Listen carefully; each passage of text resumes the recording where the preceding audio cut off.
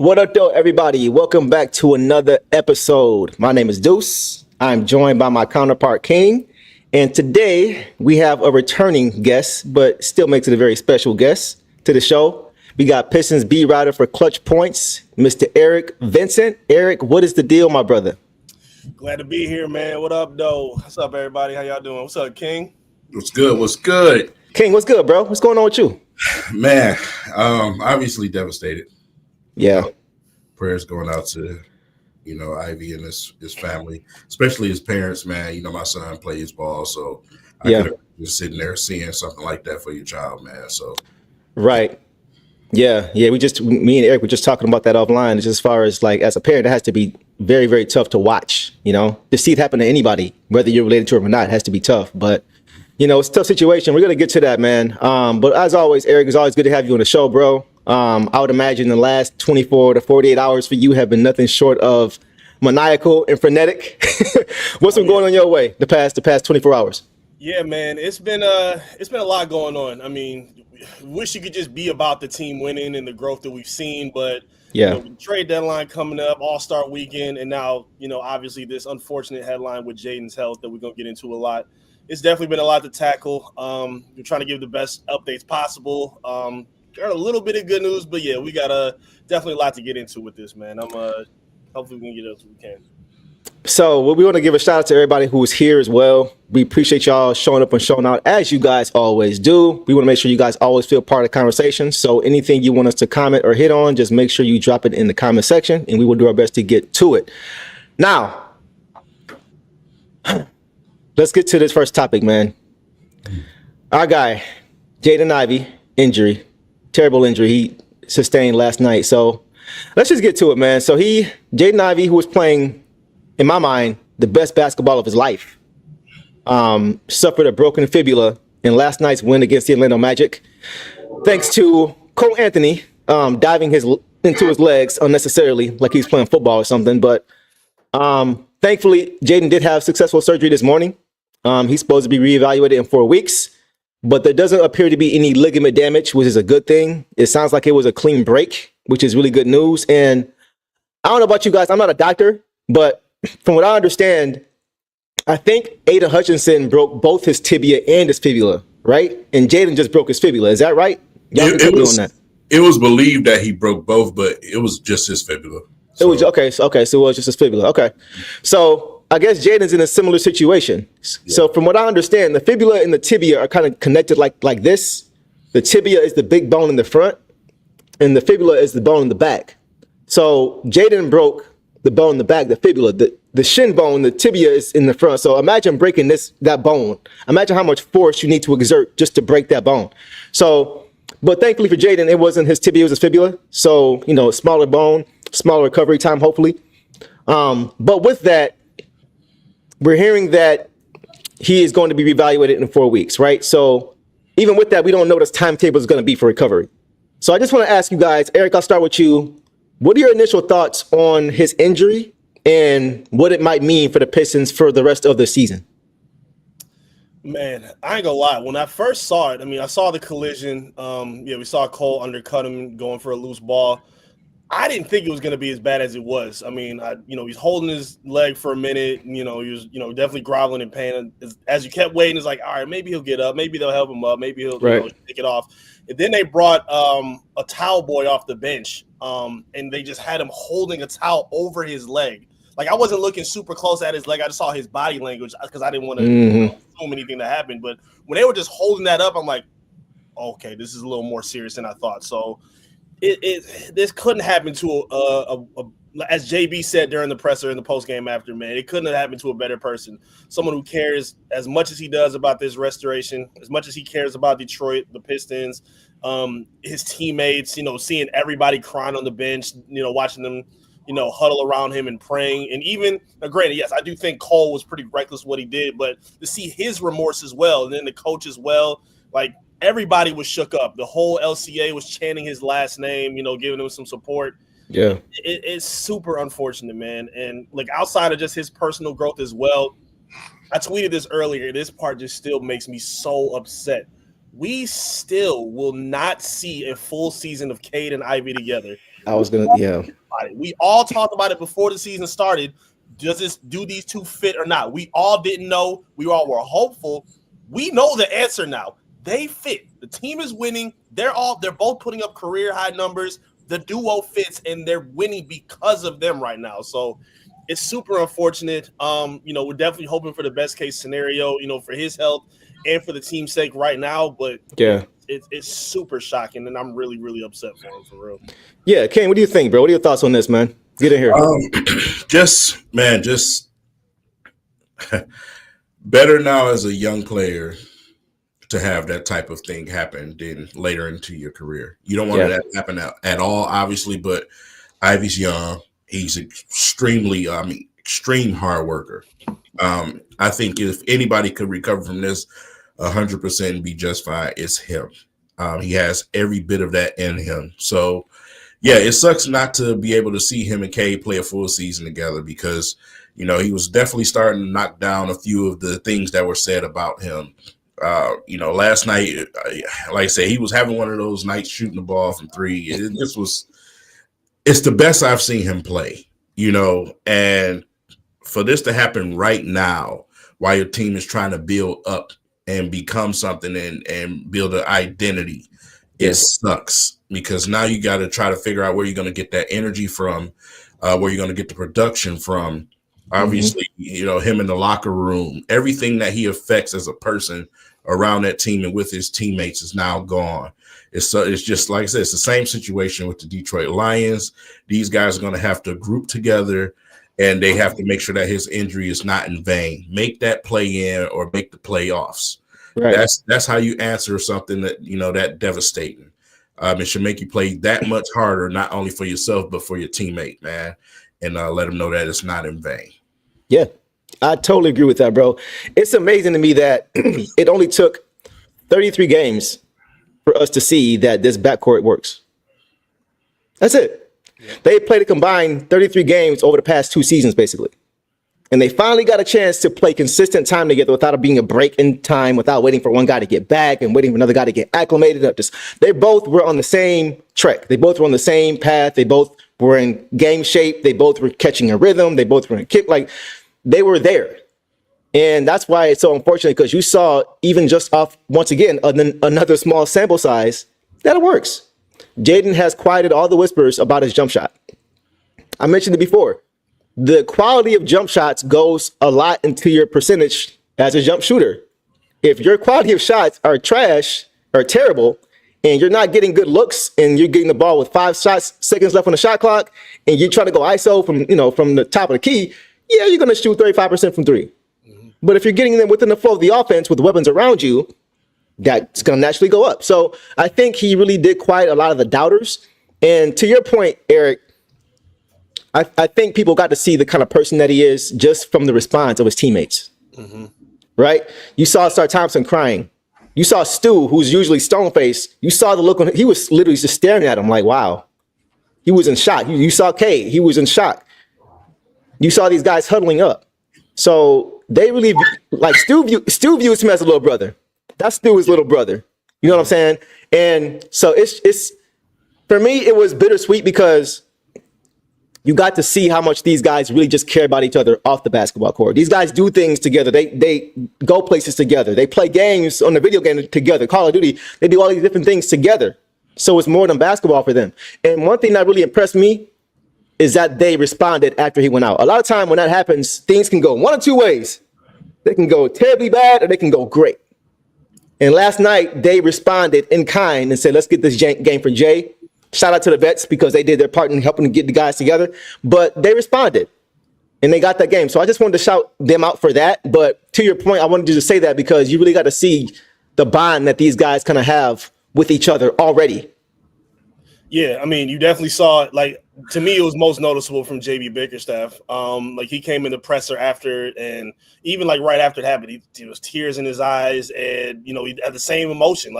This was supposed to be a huge game for them. I mean, they finally passed their season win total from last season. They're 15 wins in compared to the 14 from last season. And like you just said, it could have went one of 2 ways because they weren't playing great for a good stretch of that fourth quarter after he went down. Orlando went on a run. Suggs was getting hot. They were getting a lot of rebounds, getting some stops. And, the Pistons tightened up a little bit offensively. And they're noticeably a completely different team without him. And moving forward, they're going to be. I mean, Cade's talked about it too when he was out with his knee injury just recently.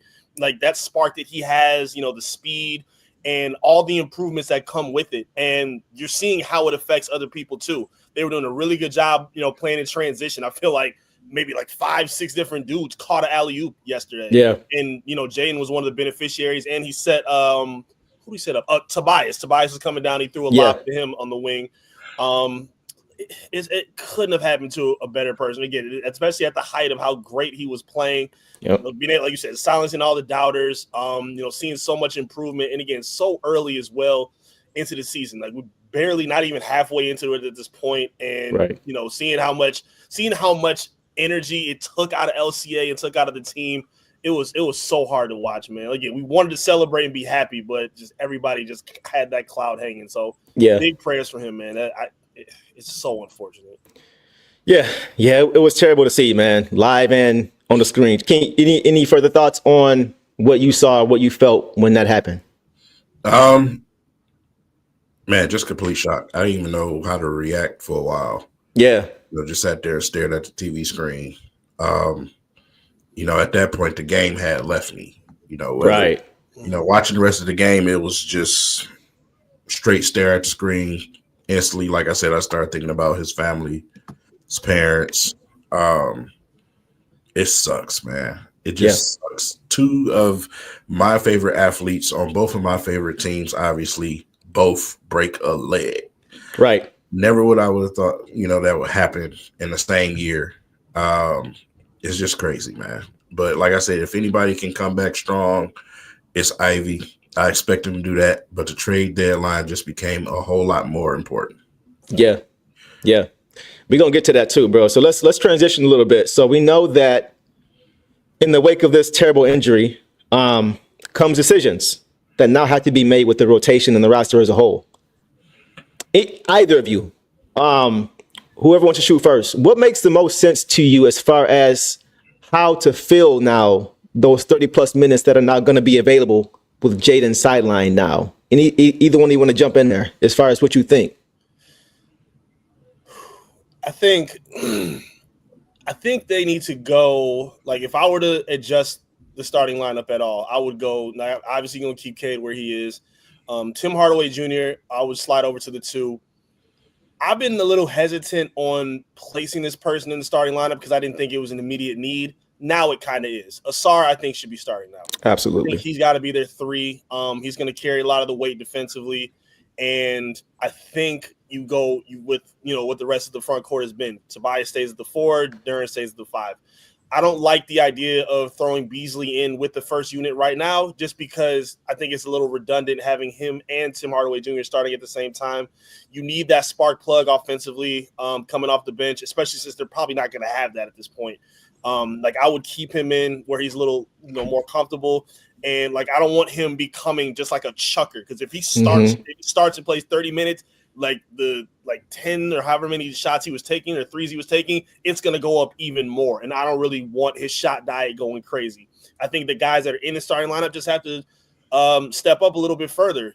Tim Hardaway Jr., he's a little streaky. That's going to have to change now. Tobias has been very up and down. That's going to have to change now. They went to him a lot yesterday, had a really good game, a lot of good production. They're going to have to lean on him heavily at this point. Jalen Duren also had a really good game, and those guys are going to have to pick up a lot of the slack. But for me right now, I would definitely put Asar in, and I don't think it's a big deal for him to be placed as a starter at this point, because I don't think his role changes at all. I don't think he has to start taking 15 shots. He don't need to ISO and play, out of his character. He needs to stick playing the defense, make those hustle plays, be the number 1 defender, take some pressure off Cade and the other guys on defense, and just play your game. Create the offense and create the energy, with how you create energy, which is on defense. So I think that makes the most sense right now without changing too much, because I still think they can get similar production to an extent if Tim Hardaway gets a little bit more consistent with what he's doing. But, yeah, for me, I would go Cade, THJR, Asar, Tobias, and then Duren round out the 5. Gotcha. King, weigh in.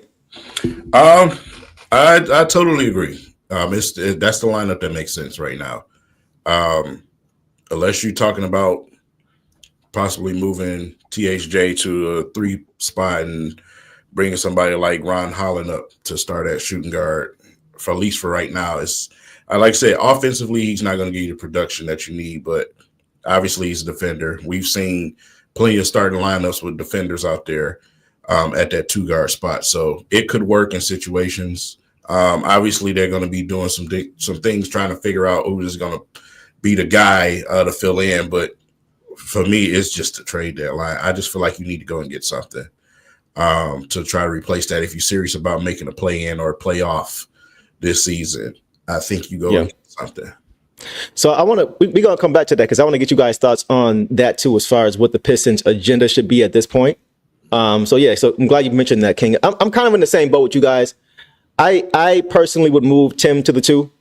I think he is. I mean, I won't say if he's better suited to play the 2, but I think size-wise, he's better suited to play the 2 just because he's a small 3. And I think he gives you more defense, team defense, than Bees does. Bees is not a great defender. He's a better shooter than Tim, more consistent. But defensively, I think that would really be affected if he were to start right now. And I think since Beasley has shown that whether he's starting or whether he's off the bench, he can be effective, it doesn't matter for him. So I think for a guy like Tim Hardaway Jr., let him play the 2. That's where I think he would be best. Cade wanted him obviously this offseason to play with him, so they're going to get an opportunity now. And then, I think you put aside the 3, allow him to be a secondary ball handler, and allow him. And the reason I say a start too is because the Pistons, when they started the season, they've gotten better, but they got off to so many slow starts. They were calling timeouts 2 minutes into the game, and they were trying to recover late into the game. And I think having tone setters like Asar to start the game defensively, to set the tone defensively, to get easy buckets defensively, to get the crowd into the game defensively, or take the crowd out of the game if you're in the road defensively. That kind of stuff is important as far as getting off to good starts. And I think you just have to have him, even though he's not a good shooter. We saw last night they were kind of packing the paint because he's not a good shooter. And that was something that really stood out. But even with that, because of what he gives you defensively and just creating easy buckets, you have to live with that, in my opinion. So I'm with you. I think that definitely needs to be the move. But I honestly think that for those who may have wanted to trade Jaden or whatever, they're going to see how important he was to this team now that he's not here. It always seems to work that way, right? It always works that way when you don't appreciate it until it's gone. And now we're going to see the impact, the two-way impact that he had, because people say he's not a good defender. A lot of time he'd be guarding the best backcourt player, and he'd be doing it well. Mm-hmm. Whether it's Donovan Mitchell, whether it's Jaylen Brown, who actually Jaylen Brown struggles with, if you pay attention. Guys like that, Russell Westbrook, he held him to 8 points. So guys like that, athletic guards who are strong, is who Jaden Ivey is built to defend. And not having him there, whether you want to put, a Sasser there, or with, like you said, King, even around Holland, you're losing something defensively or offensively. With Sasser, you're losing size, defense. With Holland, you're losing offense. So it's like, his presence is going to be missed greatly on both ends of the court. And unfortunately for a lot of fans, they're not going to see it until he's not here. So, but I definitely agree with both of you guys. I think that's the best lineup. Go ahead, Eric. You want to jump in? Yeah, I'm just glad you said that. I don't really understand why it took this long for people to kind of understand that. I felt like, again, he's been playing the best basketball of his career. And again, the Pistons were the beneficiaries of all of it. They were winning. He's the perfect complement to Cade. Even when he was leading the second unit in staggered lineups, he was giving them everything they needed. He was getting to the free throw line. And I don't care about, people still try to knock him on defense. He don't have to be, Bruce Bowen to prove that he's a good defender. He was doing a fair enough job with his role. He don't have to be a lockdown dude. He was playing well enough, again, creating transition opportunities like the guys you just named. Even Trae Young, I remember when, Cade had the game-winning block against Atlanta. Trae Young had the ball first, and Ivy was matched up against him. Normally, for those guards, for whoever the worst defender is, they're not guarding the primary ball handler of the team. They stick him in the corner and say, hey, just don't screw it up. Right. Follow the shooter or do whatever you need to do. But no, he was matched up on a lot of the better players on the team. I think he was guarding Suggs a good point of the game yesterday. So, nah, man, it don't make no sense to how slept on Ivy has been within his own fan base. He's been fantastic this year. Again, he does have some room to grow, but that's not the point of contention that we should be talking about. He was playing fantastic this year. Again, we're seeing the perfect compliment to Cade Cunningham, and we were seeing JB Bickerstaff being the perfect compliment to both of them. Granted, I don't want to throw his name in there, but could anybody else see Monty Williams reacting the way? We're gonna talk about Monty. We gonna get there. Yeah, exactly. For sure. Like I don't know, man. It sucks it had to get to this point, but those who watch ball and know the game know how much value that this dude was bringing to this team. Absolutely, bro. I couldn't have said that better. And go ahead, King. Go ahead. You want to jump in? No, I'm just looking at the comments and I see a lot about Sasser. Listen, here's the thing about Sasser. Sasser is a guy who can put the ball in the basket. A lot of the times for me, it's just mentally for Sasser. He's a guy that's just going to come in and just fire. You know what I'm saying? And that's been my argument with him this entire time. It has. Come in the game and be aggressive. You know, I see a lot of overthinking when he's out there on the court. He's trying to prove that he can be a point guard. I don't like that. I wish the Pistons would stop trying to make him do that. But yeah, if Sasser was a guy that can come in and just be explosive as a scorer, that gets him on the court. But since he's not at that stage right now, I don't think that happens. Okay. I think that's a good point, bro. I think just to kind of reinforce what you're saying, I think he's going to be one of the biggest beneficiaries of this, because think about it, all season long, hasn't had consistent time. When you don't have consistent time, you tend to think a little bit more about how you can stay on the court, right? You don't want to make mistakes, taking bad shots. He knows now he's going to have a more consistent role. So I think now he can just kind of settle in a little bit, at least I'm hoping for, and just play his game. To your point, King, because there have been times when it's just like, bro, shoot the ball. That's you're a bucket. Go get a bucket. You know what I mean? I think this situation, knowing he's not going to get pulled, you guys have hope. There's been times for me when I made a mistake, I'm looking to the sideline. I'm trying to see if I'm getting subbed in or subbed out, right? You know, so as a player who doesn't have consistent minutes, that can be in the back of your mind. And so him not having to worry about that, at least not for the time being, I think it's going to help him, knowing he can make mistakes and still continue to play his game and get into the flow of the offense and to a rhythm. I think that's going to help him. So, but it's going to be needed, because we're going to need him to provide that for us, because he's not a liability defensively. He's actually a pit bull. He's just undersized, right? You can't teach size. So I think if he's going to be in the court, he's going to have to make sure that he's aggressive, King, to offset whatever deficiencies may be there defensively. That's going to be what I think is going to be beneficial for him to stay on the court, for sure. All the opportunity in the world for Sasser right now. Yeah, I hope it clicks on, man, because he's a dog. He is. Dog, bro. Take the opportunity right now and attack. Shoot that ball, man. That's what you're great at doing. Shoot that ball. We don't need you to be Chauncey Billups. Right. Be Vinnie Johnson. Yeah, for sure. Okay, yeah. So I want to get to this next. I think one of you guys mentioned it already, but we have coming up now the trade deadline in about a month and a couple days. February 6th at 3 p.m. is the cutoff point for the actual trade deadline. So, guys, I'll start with you, King, this time. The Pistons are 15-18. They actually have some favorable matchups coming up in the next few games. They got a shot to get to 500. So with that, we know the Pistons haven't been in the playoffs in, 6 years now? And I know for a fact they haven't won a playoff series or game in 17 years, believe it or not. And all we keep hearing, right now are the annual whispers of all the usual suspects: Zach LaVine, Brandon Ingram, Lonzo Ball, etc. So if you're Trajan Langdon, is there anyone that you would look to trade for to try to make that playoff push? Does this alter your plan at all? Or do you think that they should just stand pat, focus on the growth, and give some of these younger guys, a la Sasser, Ron Holland, an opportunity? What do you think? I think either way you look at it, they're going to focus on the growth. You might have an opportunity. I think if Trajan has an opportunity, he's going to take it to get somebody in here that's, that he would see going forward with the team, whether Ivy broke his leg or not. I think he's going to be still sound with that decision and bring the right guy here. I think they're trying to find guys that fit the identity of the basketball team, but also contribute to what they have already. Right. So I think that's the guy that we're going to look for if it's in the trade market. Whether it's a big name or not, we don't know that, obviously. But, whoever you bring to this team, just make sure that it's a player that's going to contribute to what we have already and help these guys get better and grow. Okay, I'm with that. Eric, what are your thoughts, bro? Yeah, I think Trajan has spoke a lot about not wanting to skip steps, not wanting to rush, not, be too premature with things. So while we all kind of agree a change or some kind of, improvement is going to have to be made, I kind of agree with what King was saying. I think he's not going to rush into an immediate move.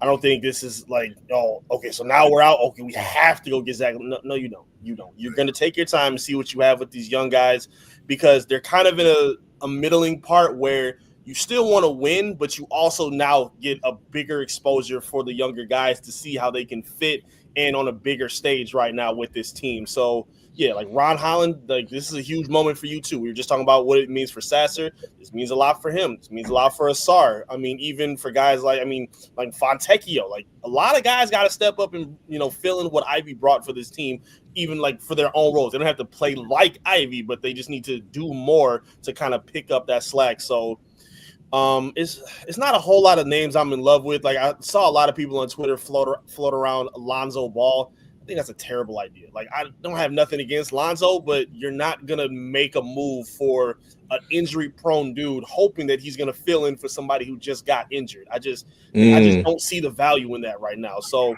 I feel like right now it makes the most sense to just kind of ride out with what you have. And if obviously Ron's not playing well enough or Asar's still taking his time, then maybe you go fishing around to see what you can do. But I feel like Trajan's gonna take his time. And, kind of keep with the process right now because, the teams ahead of them right now, the East is not that strong outside of Cleveland and Boston. Everybody else, I feel like, can be passed up. So I don't think it's an immediate need to rush, and I think they see that right now. So shout out to you, Doug.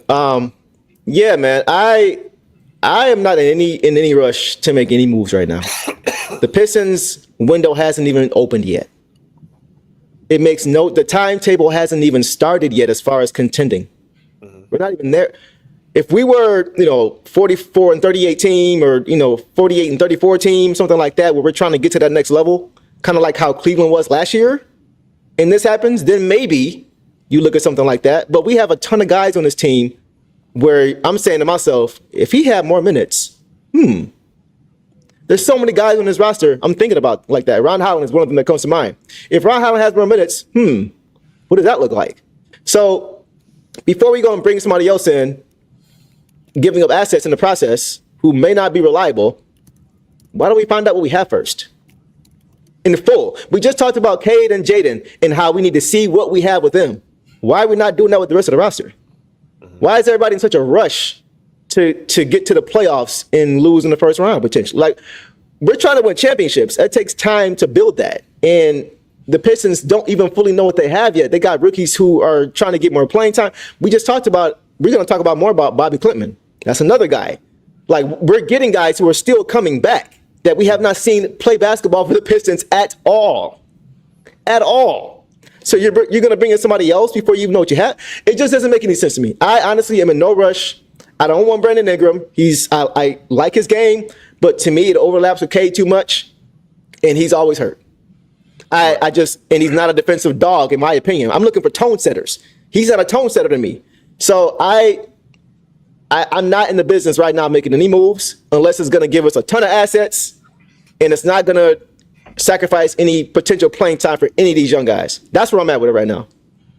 The only name that I've been pushing for, and I still kind of think it will make sense, but I don't really think it's probably going to happen. The only name that I've really been pushing for that I think would be a great fit for this team is Cam Johnson. I don't think they probably have the assets to go get him. Like, I could probably see him going to a contender more than anybody else. But I feel like even in this position, even if Ivy were healthy or not, they're not in a position like we're talking about Brandon Ingram, Zach LaVine, like star level players. I don't think they're in a position where they need to go fish for that, even with Ivy being hurt. If you can get another 3-and-D shooter, or if you get somebody on even a level like a Malik Beasley, you got him on a 1-year, veteran deal. So if you can still maybe, fish and find one more person that fits that kind of mold, I think that's sufficient enough for who Cade Cunningham has been this season. Yeah. And, for the spacing and the help that this offense would need. Again, we're seeing a bit of the growth. Again, a lot of these guys are kind of streaky, and that may continue over, these next, several weeks or however long it's going to be. But I don't feel like you said, it doesn't need to be, a major name to kind of fill that need. If you can find somebody that just kind of fills in, the specific roles that you need, I think you're going to be just fine with that. You're not going to find somebody else with Ivy's world-class speed. You're not going to find another mega athlete like him. It's just not going to happen. But if you can find somebody that to just play some good defense and can give you a solid 20, 25 minutes, that's all you really need right now. And then you can see where things shake out in this weak Eastern Conference. Agreed. King, weigh in, bro. I hear you. I see you over there. Man, Eric, man, you struck a nerve with this fan base. Oh, shoot. What I do? Let's get to it. It's not your fault. You made a great point. But it struck a nerve for me with this fan base. It's like, talk about it. For the life of me, I don't understand why we love bringing names and guys in here that's injury prone. It's not going to get better when they come to Detroit. It never has. No. It never will. I don't understand it, bro. Like, they just be wanting to it's like they just like to hear it themselves say it. Like, we got Brandon Ingram. Bro, no. How many times have we done that in the last 20 years? Oh, my God. How many times have we done that? Off the top, Chris Webber, T-Mac, Iverson, Blake Griffin, like you said, King, it doesn't get better just because they're here. I think that's just blind optimism. But go ahead. I'm sorry. You struck a nerve with me. Go on there. No, it's just what it is, man. And, like I said, we're not going to push the fast forward button. Actually, the game plan is still the same as it was when Troy Weaver was here. Yep. We're actually doing now what he said he wanted to do. That's facts. You know what I'm saying? But the difference is now we have a head coach. You see, that changes everything. Have a coach in JB Bickerstaff who actually gives a damn, that actually coaches these guys and develops these guys. That's what you're looking for. Development. The only way that you're going to develop these players is if they're on the basketball court. You don't develop players in practice. They have to play. So go and get me a Piston. How about that? Right. You know what I'm saying? Go and get me a Piston. Someone who's going to come in here, obviously contribute to the team, play some defense, good for the locker room. Go and give me a Piston for right now to give us the push that we need, like I said, to be one of those bottom to lower seed teams right now. That's what we're pushing for right now. We're not at the stage where we go and get the big name and try to win a championship. You can't skip steps. Right. You cannot skip steps. So we got to stop with the crazy names and sell everything to go and get this guy. And let's trust the process. You know what I'm saying? Trust the process. Yeah, 100%. 100%. Let's move on. Let's pivot a little bit to a guy we were already talking about a little bit, but I have no problem talking more about this cat. Bobby Klintman. Bobby Klintman, man. So I think all three of us pretty much were in unison and were in alignment after Summer League that this dude may be a diamond in the rough. That was kind of my thought process after the first few games. And to put it in perspective, I understand it's Summer League. You're right. How many Summer League stars turn into NBA stars? Like, I get it. But, like, over the years, I've kind of personally just trained my eye to look at not who he's playing against, who a guy's playing against, but looking at what that guy particularly has to offer. The individual player has to offer. It's a difference. Eric, you know what I'm talking about, and King, you do too. Over time, you develop, you can see, okay, he scored 30 because he's playing against a defender that shouldn't even be on the court with him. Versus, he's doing these intangible things in the court that nobody's paying attention to. You know what I mean? So I think Bobby fits the latter. He did so many things in Summer League and in these few games with the Motor City Cruise, who Eric also covers, that just jump off the screen to me. And so I cannot wait to see what he brings to this. He's part of the reason why I don't want to go make a trade is because I don't want anybody who's going to get in the way of what he may be able to bring. I think he's a stretch for the future. at the 4 position. And I think this is going to be the first time we really get to see him show who he really is as a player. I want to get you guys' thoughts. Eric, I'll start with you this time. What are your thoughts on Bobby Klintman? Have you heard anything about potential timetables for him? Because we know that contusion was contusing for like 2 months. So now that that's, kind of behind him, we've seen him get a little bit his feet wet with the Motor City Cruise. Have you heard anything about his timetable? And then what are you looking forward to seeing from him this season, if anything at all? JB hasn't spoke too much about him. He's definitely well tapped in with what the Cruise is doing, though. I know some of the players were actually at, I think, the last game that they had that was at Wayne State. Mm-hmm. So, they're definitely locked in and paying attention to him. And as everybody should be, because he been hooping. I'm so impressed with this dude, man. A lot of the things that you see from guys like, not necessarily the guys like him, but the plays that he makes, you kind of see from veterans, like the ability to kind of read an extra pass, how to rotate defensively, how to not force a shot. Like a lot of young guys, like we kind of see from Ron sometimes where JB will have to yank him. Hey, that's not the shot we need. Come sit down. Let me talk to you about it. Asar kind of does the same thing sometimes. He had a terrible skip pass, in the first half of the game against the Magic. He got yanked after that. Bobby is doing a lot of great things that you kind of got to take time to teach for him. So to me, I'm 100% with you. I don't think he's definitely a reason that they shouldn't have to go fishing right away, because I think they want to get him on the court. Okay. Tobias, again, he's the vet. He's, been a little spotty, and they're going to need some help in the front court because they don't have a lot of consistent production. Fontecchio's been up and down, and I'll even own that because I know I was really high on him before the season started. I was too. He hasn't been, as advertised as what we saw last season. And again, just a lot of the front court guys are still trying to figure it out. So there's minutes and opportunities to be had for him. And even with missing and not having Ivy in the backcourt, he's somebody that can make a difference even if he's playing in the front court, because he gives you defensive versatility. He can guard 1 through 4, even 5, because his arms are so long. He's really good at ball handling. He's really good at, making passes and playmaking for others. He offers a lot for this team that I think fills in a lot of the production that they were even lacking when Ivy was on the court. And considering the fact that, like you said, dealing with that injury, we didn't really get to see much of it. But they also have talked a lot about not rushing, again, whether it's development of with the team in the roster. He's a part of that too. They're not going to rush him right away, but I definitely can see him getting some quality minutes probably before the All-Star break. It wouldn't shock me at all, to be honest with you. That's what I said that like months ago. It's funny you said that, bro. King, I think you said the same thing, but go ahead, bro. Weigh in. Yeah, absolutely. So that's where I expected to be. Right before the All-Star break, we see him get this opportunity. There's certain players when you watch them, us being obviously different, we analyze these players a little bit different from a casual fan would. You can see certain things, what I'm saying, that somebody else might not be able to see. When I watch him, I see a lot of things, what I'm saying? And wherever he's from may play a part in some people's mind, or where you got to be cautious or whatever, but he played with grown men over there. And right away in Summer League, I noticed a little bit of a sense of maturity with him in his game. And certain, like Eric said, certain things that you would have to teach a young player, you don't have to teach him that. It's just natural for him right now. So this is a perfect time while you're in the building season to get him out there on the court.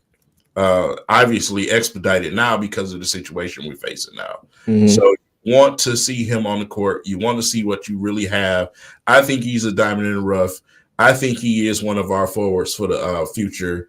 And man, get him out there. Get him out there, Pistons. Yeah, get him out there for sure, bro. I think the thing that jumps off the screen for me the most is just his processing speed, and that goes to his IQ. Like you said, King, he's been playing against grown men for a while now. He's a very polished player already. And one thing that I noticed, I've seen it a couple of times now, is even when he's not suited up, right? When he was still dealing with the calf contusion, the interaction with him and Cade, I've seen Cade kind of go to him, and Bobby says something to him, and Cade's like, okay. He already has the respect of Cade already up here. Those little interactions can tell you a lot. A lot of times when guys are not even in uniform, they won't even they'll sit with the team, but they won't be engaged with the team like the rest of the guys who are in warm-ups. And they'll just kind of be like, they'll put their arm out, and sometimes their arm will get, and they got to do one of these because it's like they're not fully connected with the other guys on the same level. But when you see that happening with the guy who's in street clothes, and you're seeing your star player and going and conversing with him and kind of getting reassurance on what they're seeing together, that told me a lot. Just that interaction right there told me a lot about the IQ and the respect that Cade has for a guy who hasn't even set foot in the NBA yet. Players know. Players exactly. know. You know what I'm saying?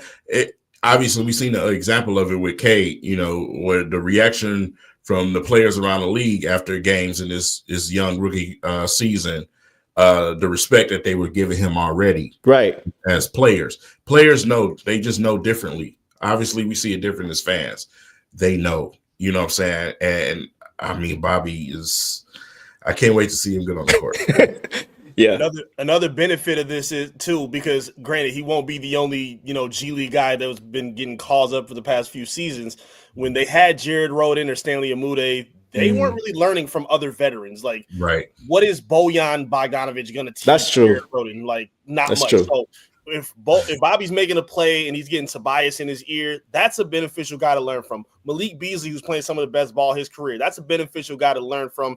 And again, obviously, JB being, the X factor to all this, he'll give him the right tools, to be put in a position to learn. So granted, they're now in a position where, while they may have some expedited, expectations, they're still young and they're still not in a position where they have to be perfect right away right now. You're seeing Kay play at an all-star level. You're seeing the veterans help out. JD is still coming along in some spots. He's getting a lot better actually defensively. And I think, if you have somebody like Bobby next to them, I think it's going to make life easier for all of them, considering the help and the resources that are around them. Great point. Go ahead, Kay. Just going from obviously something that we're talking about, right? Just going from a dead body on the sideline to somebody like JB Bickerstaff. Like I said, just he knows what chords to pull with these guys. Obviously, we're still watching his product over there in Cleveland. That's his product. He built that product over there. Yeah, and that mentality, and he developed those bigs over there and those young guys over there. Yeah, he's bringing all of that here to this team. You know what I'm saying? And it's important right now to have that type of coach that's a developer at this stage, especially with the youth that we got on the squad. So, like I said, we just we got to get these guys out here on the court together and play as much as they can, man. That's the ultimate answer right now is get them out there and let them play together and develop and grow together. All the respect and everything and the glue and all of that, it'll fall in line because we actually have a identity that we're building now instead of just being some random team that we don't know what we're doing, playing 27 different lineups. Man, so we're going King, because you kind of led us into one of the topics I wanted to get to. I was going to say this one for last, so we're going to skip to this one just because you led into it perfectly. Coach Bickerstaff's impact, man. JB Bickerstaff's impact. If there were a season over season to look at an example and say, yes, coaching is impactful, it would be the Pistons from last year and this year, right? Just the impact that, like King has mentioned, that he has had on this team so quickly already, the confidence that he has in them and that they now have in him. And I want to give a shout out to something that Isaiah Stewart said with regard to him. I think Detroit Kool-Aid actually interviewed him and asked him this question. So shout out to him. But he just asked him about the growth of the team and just having JB Bickerstaff as the coach and how that has really been impactful for this young team. And one thing that's still kind of cited was the fact that just having a coach on the sideline who's going to bat for you. Having a coach on the sideline who's going to get upset when you get upset. Mm-hmm. And it's got to be frustrating when you're somebody like Cade, especially last year, who is getting smacked, and you can hear it from the Raptors if you're at LCA, and they're not calling it, and you're asking the ref what happened, and the ref isn't giving you any time of day, and then you look to your coach, and your coach isn't giving you any time of day. We all saw that play last year when Cade got fouled. He barked at the ref, got nothing, looked at his coach, and Monty's looking at him like this. The Knicks game. And Cade is just looking. Kay was looking at, I'm not going to speak for him, but Kay was looking at him almost as if to say, wow, he don't care. It was really sad to see. And so I think having a complete opposite of that now, when you get fouled or hacked and you don't get a call and your coach gets a tech for you, it makes you feel just a little bit better. It doesn't help you per se as far as scoreboard, but just knowing, okay, I'm not crazy. That was a foul. Okay, I'm not crazy. My coach sees it. He's going to bat for me. He's not letting me do this alone. That's what Stu was saying. And that alone just goes to the character from a coaching standpoint that JB Bickerstaff brings to the table. And that goes a long way as to why these guys play so hard for him, in my opinion. What do you guys' thoughts on that? Man, listen, just to have a coach that, goes to war for his team the entire game. Yep. He's on that sideline going to war with those refs for his team, bro. You know what I'm saying? As a player, you respect that more than anything in the world. Obviously, we've seen this reaction to what happened with Ivy last night. Monty Williams in that situation. Just imagine, you know what I'm saying? Well, these things happen in the league. It's just total difference. You know what I'm saying? So it's just like, man, you see his personality and it's being pushed through these players. He demands respect. You know what I'm saying? He demands respect, but at the same time, he knows where to keep it to where these players respond to what he's putting out there. So, like I said, finding the right coach at the right time is the most important thing that you can do. So, got to give credit. King, with that, real quick, is Monty to JB basic? I know it's not the same, but is it kind of like going from a Jim Caldwell to a Dan Campbell or a Matt Patricia? To Dan Campbell. Okay, because I remember Jim Caldwell. He used to always say that what you just said. Well, those are the rules. That's what they called. He was just always politically correct. Caldwell was actually a good coach. He was a good coach. Those players didn't react like they did when he got let go for a reason. He was actually a good coach. Gotcha. They were just unfortunate that we had a GM at the time that didn't want to improve the roster and get guys and add some depth to the roster. I still hold everybody to this test this day. Name me one bench player that Lions team had when Caldwell was around. Good point. Give me one name. You don't know anyone. I don't know any. You know what I'm saying? So when you look at it today, obviously, total different thing. Dan Campbell commands the team. He goes to bat for his team. Yep. He's developing the young guys. Even when guys make mistakes, he stands behind them. Jamison Williams, for obviously, example. You know what I'm saying? Those are the type of things that you want from your coach. That's what makes you respect your coach. And like I said, with Bickerstaff, man, when they make mistakes on the court, he's not taking you out the game. You see what I'm saying? Right. He's not running and, give me such and such off the bench. Hey, listen, this is what you did wrong. When it comes to the sideline, you see him coaching them. He's a coach. He's a coach. He's a coach. Yep. Monty Williams was a body. He was a body. He was a bag of money just sitting on the sidelines. And that's just what he was. So it's totally different, man. Man. Well said, bro. Eric, get in there, bro. What you think? Yeah, before the game yesterday, they do the pressers with the coaches beforehand. And I actually went in Orlando's press area, and Jamal Mosley came out, and shout out Cody Davis.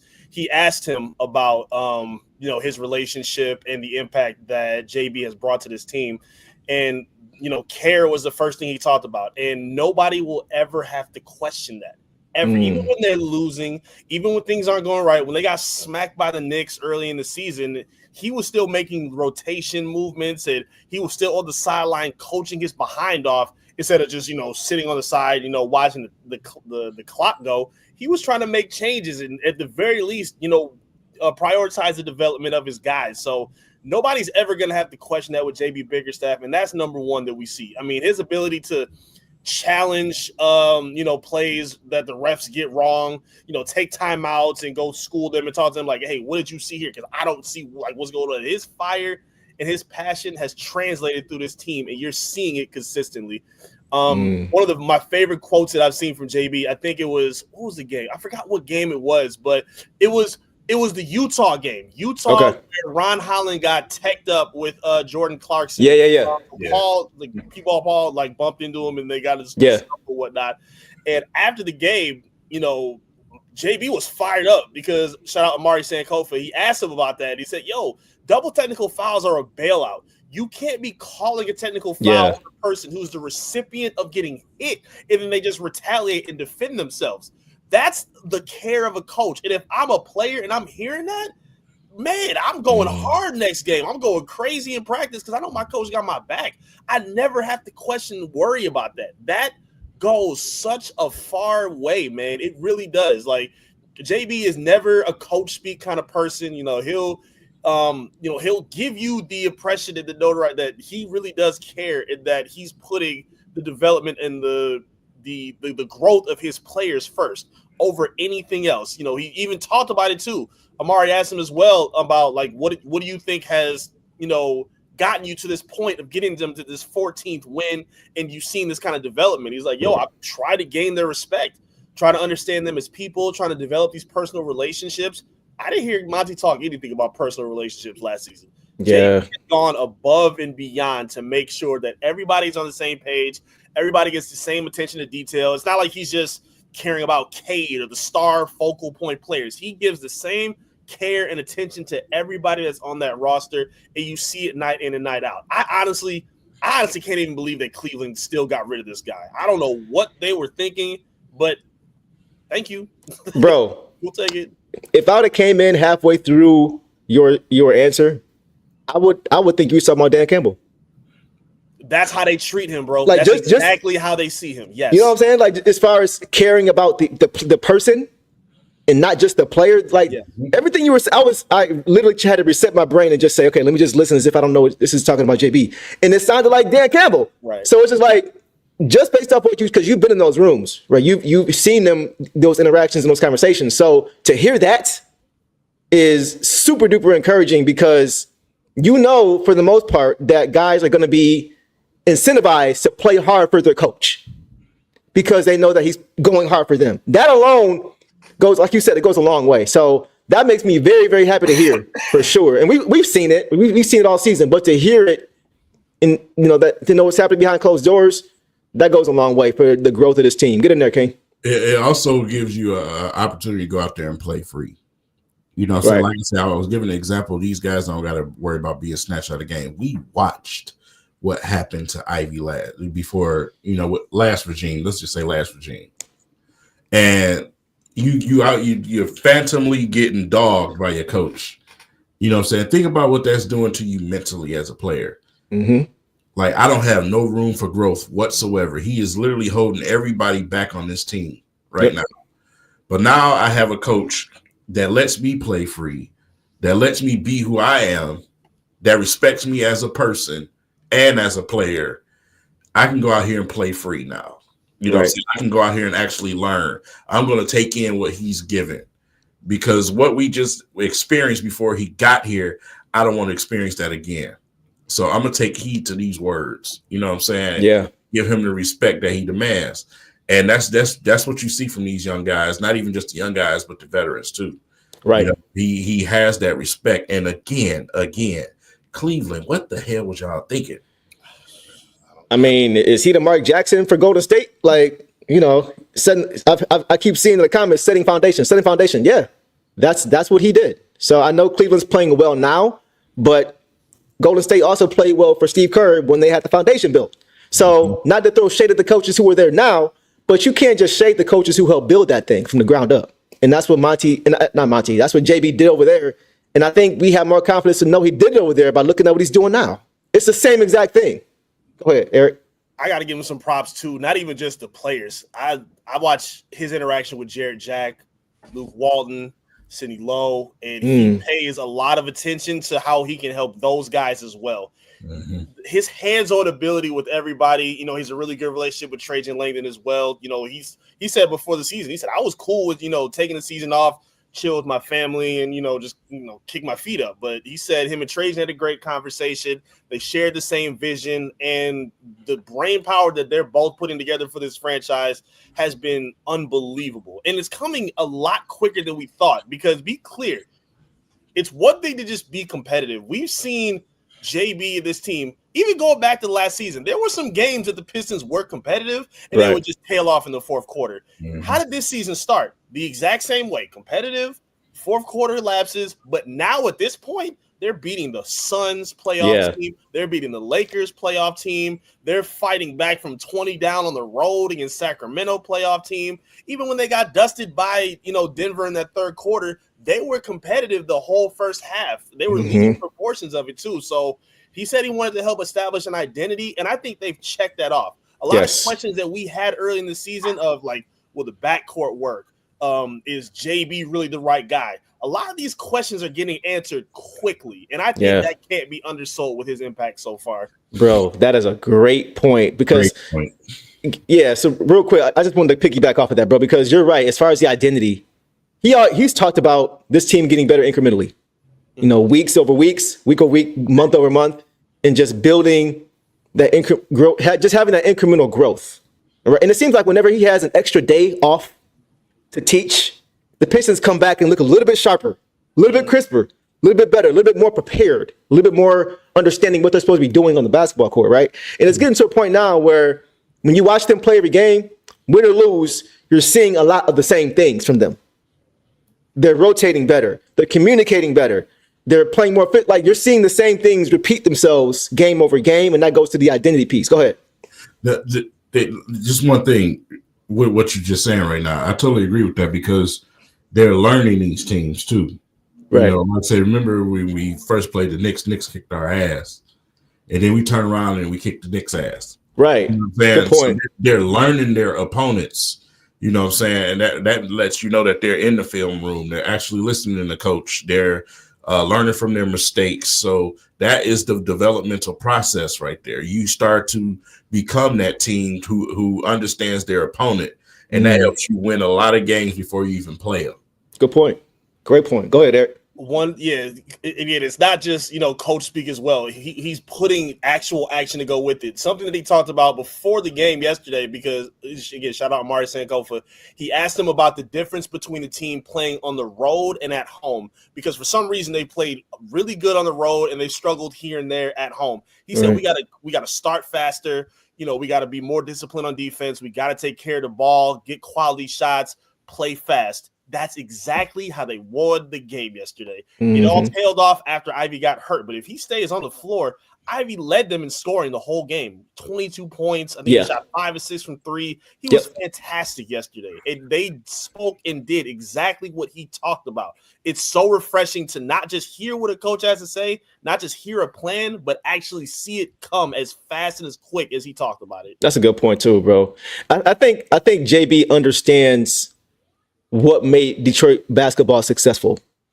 Because all the things you just mentioned, tough physical defense, getting out in transition, moving the basketball, those are all the things that the Pistons have done when they won championships. Yep. Those are all the same things they used to do.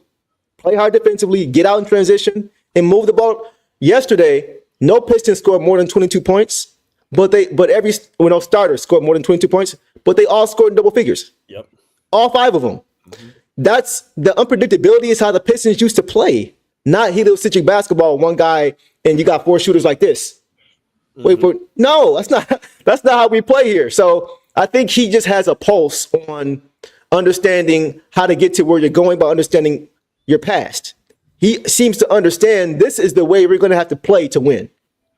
And that's why you got Cade committed to being a two-way player. That's why you got J.I. being committed to being a two-way player. That's why you got Asar. You got all these guys who have these potential to be two-way guys. Because when you're exerting so much energy defensively, you're not going to be the scorer 30 every night officially. Right. And in this team, you're not going to need to because you're spreading it around on both sides of the ball. That's how the Pistons have always won. So it just seems he really understands what he needs to do to get that ship righted back in the right, pushing in the right direction again. So that's why I'm happy with him, man. He seems to really understand what Pistons basketball means, not just a scheme or a system or a style of play. You know what I mean? It's just crazy that, we haven't even made the halfway point of the season and we already giving the coach the flowers that we're giving him right now. That lets you know where we've come from. Man, in these recent years. We've been down in the dungeons when it comes to coaching. Yep. And like I said, it's a breath of fresh air to see a coach do what he's doing. Yeah. You know what I'm saying? With our Pistons team, because Pistons fans, yes, we want to get behind this team just like we see Lions fans behind the Lions. Yep. We want to do the same.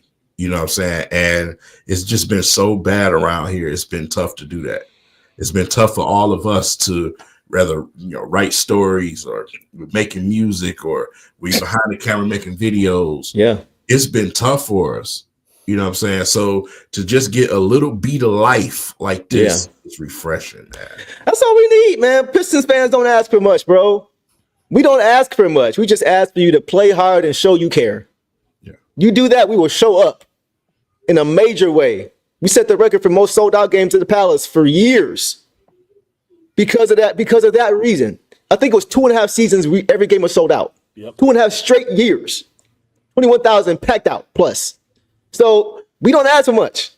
That's all we really want. So to your point, King, I think, Bridget, we're heading in the right direction, and it really makes me proud to see that based on where we've been. So not to get too deep on that, because we could go on that all night. At least I could. I want to get to this next point here too, as far as Trajan Langdon's impact in the moves that he made this offseason to bring in some veterans. So the main 3 guys that we brought in is Tobias Harris, Tim Hardaway Jr., and Malik Beasley. And I just kind of want to hear from you guys. We can go one by one. How would you grade their play so far through 33 games up to this point, right? Based off what we expected them to be and based off what they are showing to be. Let's start with Tobias Harris. Let's start with King. I'm gonna let you go first, King. You did that on purpose. I did. You know me a little too well, and that's why I had to do it. Start with Tobias, based on, because I'm going to answer myself because I have some crow to eat on that as well. But starting with Tobias, what would you grade him so far through 33 games based on what you thought you would see from him? I would give Tobias a C right now. Okay. And that's in the middle. That's obviously because he hasn't been productive for the team like we need him to be. But at the same time, what he brings to the locker room, what he brings to the other players around him, the professionalism, the personality that you add to this team, that has an effect on players. Right. So, waiting for the game to catch up to everything else is the point where we are right now. A lot of big situations where we need him to knock down that 3, he just hasn't been able to do that. And, I started to notice it when he was in Philly, obviously. And it's just carried over. Hopefully, we can see some type of mid-season form start to happen. Yeah. Where those things start to take place. Like I say, when you look at the numbers, it's not horrible, but it's not pleasing either. Mm-hmm. You know what I'm saying? So it's just like, I just want a little bit more out of him offensively.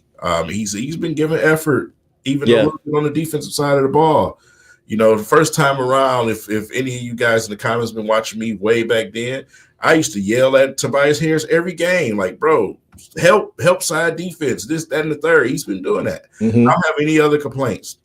It's just the only reason I have to give him a C, B- is simply because of the production offensively. Gotcha. I'm not mad at that. Eric, what you think, bro? I'll probably give him the same. I think between C, I don't want to say C-. Some people might think that's crazy. I think what King said is super important. And I think the fact that even when he is struggling, it can hurt sometimes, but it only hurts when it's like if Cade has a big day and nobody else is coming along with him. You don't want Tobias being your 30-point scorer. So even if he's just hitting a couple corner threes, rotating on defense, grabbing rebounds to limit extra possessions for the opponents, that's enough that you need from him. And we're talking about JB Bickerstaff. Something I really like that he does is even when he's struggling, they did this in the Philly game when he first went to Philly.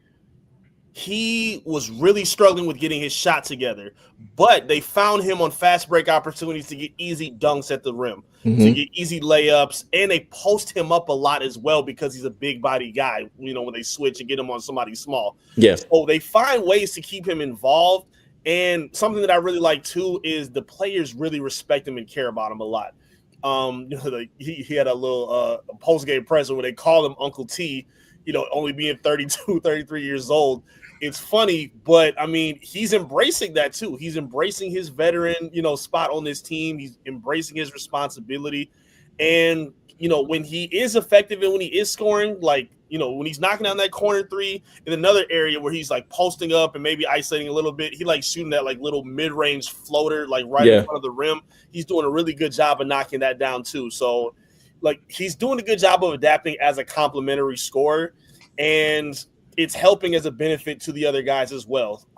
Again, I don't think anybody had hopes of him being, like you said, the second or third best player on the team. But, when he is being efficient and helpful, I think he's giving, more than enough production that they need. It comes in waves, but when you have the other vets who we're going to talk about, kind of carrying the load when he's not pulling it together, it doesn't hurt as bad. Like when Beasley's been on a heater the way he has been, it doesn't hurt when Tobias is struggling. So, he's definitely going to have to pick it up more, especially now with Ivey's injury. But I would say, I would probably give him around a C of a grade for right now. I feel like I'm being mean. You the mean one?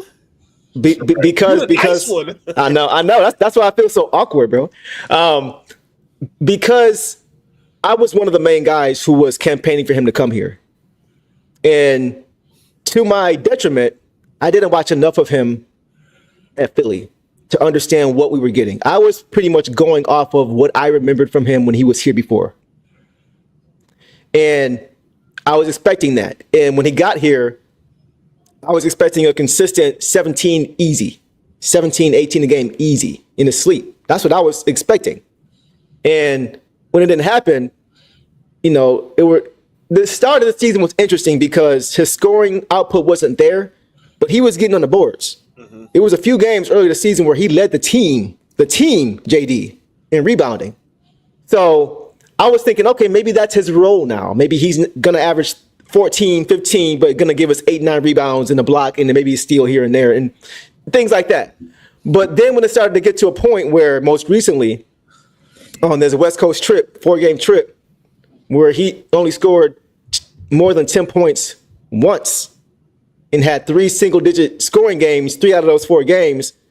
Now I'm like, okay, you're not really having an impact on in either end of the floor. You're not really giving us any scoring, and you're not even really helping us on the defensive side of the ball. So I was going to give him a D+ until last night. I don't know what it was about last night, but last night looked like Tobias Harris that at least I was expecting to see on a consistent basis. He just seemed well rested. He just seemed like he was energized. He seemed more spry. I don't know what it was, but he just seemed more into the game. I don't know if that's just an age thing or what, or just coming back home. I don't know what was going on, but I give him a C- because he showed flashes of what he can be. Hopefully, King, to your point, midseason form. Maybe he is just trying to get into midseason form. I hope that's the case. But last night he was getting offensive rebounds. He knocked down, I think, 2 corner threes yesterday. I think that's the most in a season for one game, right? There's been so many times this season when the opposing team should have called timeout, but they didn't because he missed the open 3. So many times him not knocking down shots hurt the momentum of this team when we were about to take over the game. And that was so frustrating for me. But last night he was knocking down those shots. He was grabbing rebounds. He was even getting on a break for alley-oop dunks like you mentioned, Eric. So he just seemed different. If I'm hoping and holding on to that Tobias Harris being consistent for us this season, because if he gives us that, I'm moving up to a B+. You know what I mean? So that's kind of what I'm at. I can't go higher than a C- just because he struggled for so much of the season based on what I thought he would be. But to your point, last game, I don't think we win last game without him. When Jaden goes out and he brings the guys together, almost as if to say, that hurts, but we still got a game to play, fella. We got to get this dub. Let's get this dub for J.I. I don't think we win that game without him. He made some big plays, and he kept these guys' head in the game. So that leadership, along with the scoring output and doing things like that, I think is what's going to help him. So, but yeah, I give him a C-. C-. I can't go any higher than that, though. Man, you know, I honestly forgot for a second that we have Fontecchio. Wow. Wow. Should we add him to the great list? No, it ain't just that. It's just like I'm sitting here thinking about the roster. We were talking about a lot of the players. I'm like, damn, Fontecchio. You know, and that's because he didn't play yesterday, obviously. Right. But yeah, Tobias was playing well yesterday, and I think the team in general started to play well because they're starting to hit that gear. Right. That's why it's even more devastating for an injury like that to happen right now. Because we're just hitting that gear. We're beating these teams like Eric was mentioning, the Suns, the Lakers, sweeping the Lakers, and you know we doing what we got to do. Beat Orlando. I hate Orlando. I really do. I hate Orlando. You always hated them. Like I said, it sucks. You know what I'm saying? But yeah, Tobias is he just has to be productive, decent on the offensive side of the ball. When we need him in the fourth quarter, we need him to show up. We brung you here for a veteran for those purposes. We need you. That's it. Yeah, agreed. So I think we're all in the same ballpark. So King, you said C, and Eric, you said C, right? Mm-hmm. Both solid C's? Okay. I'm not mad at that. I ain't mad at that. All right, let's get to the next guy. Tim Hardaway Jr. Expectation versus reality and what we've gotten. How would you grade him? I'll start with you this time, Eric, because I know I had King last time. I'll start with you this time.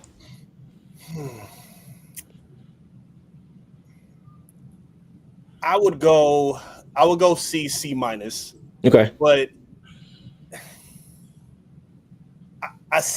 I'll go C. Let me go to solid C, because to me, I think he does a couple things that I like. We spoke a lot to the veteran leadership. He does a great job talking to these guys. He does a really good job of uplifting the teammates. I remember Ivey's game winner against Toronto, and then Jaden's at the podium talking, and then Tim Hardaway comes out and he starts hyping him up and beating on the window. That kind of stuff. It helps the camaraderie of that team, man, and I really like that.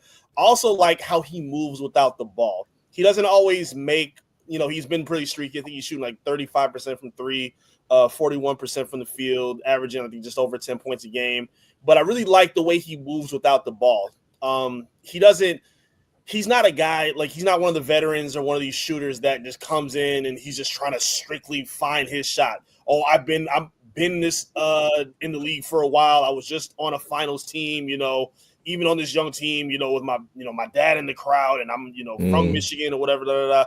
He plays the role that's needed for this team. And I think that's super important for all the veterans we're going to talk about. They don't try to do too much. So even when they are struggling, they're not like, it's one thing to struggle, but it's another thing to struggle to the point where you're shooting the team out of the competition. Like a J.R. Smith, who can get as hot as anybody, but he doesn't know how to tone it down and stop. I'm going to keep shooting. I'm going to keep shooting. No, he knows when to make an extra pass, when to kind of dial it back, when to, he does a good job of kind of setting for this mid-range and going for floaters. He also does a good job of drawing contact and getting to the free throw line when they need it as well. So I would give him a C minus, but that may sound harsh, but it's not that bad, honestly, just because of his streakiness. But again, I like the impact that he's made, and I like how it helps the other guys as well, because it's helping Cade become a better passer. It helped Ivey become a better passer when he was on the floor. And again, the way that he's finding shots are in the flow of the offense. There were so many times last season with Bojan or Alec Burks where the shot clock will be winding down 5 seconds, 4 seconds, 3 seconds, and they do a step back three just because there was no flow or nobody is moving without the ball. He does a good job of spotting up when Cade is driving to get closer to him or to relocate for an easier shot. And I really appreciate that for his game, because that affects everybody and that elevates everybody's game. So, yeah, he's been pretty streaky, but I would still give him a solid C for right now. I'm with that. King, shoot it, bro. What you got? I got a straight B for him. Okay. Obviously, I already knew what type of player he is. I've been following Tim Hardaway since Michigan, obviously. He's always been this player, the same player. he's the player now that he was at Michigan. What is that? He's streaky. He's a streaky shooter. Mm-hmm. But when the competition level rises, he rises. Mm-hmm. He's a sign and a guy that you bring for that late playoff push and in the playoffs, because he seems to always show up during those times. And not only that, another thing that doesn't get talked about enough for him is look what he's doing defensively. Yes. Taking charges, bro. You know what I'm saying? That's always been Tim Hardaway. That's true. And like I said, he just all the other little things that Eric mentioned, you know what I'm saying? He does so many things for you.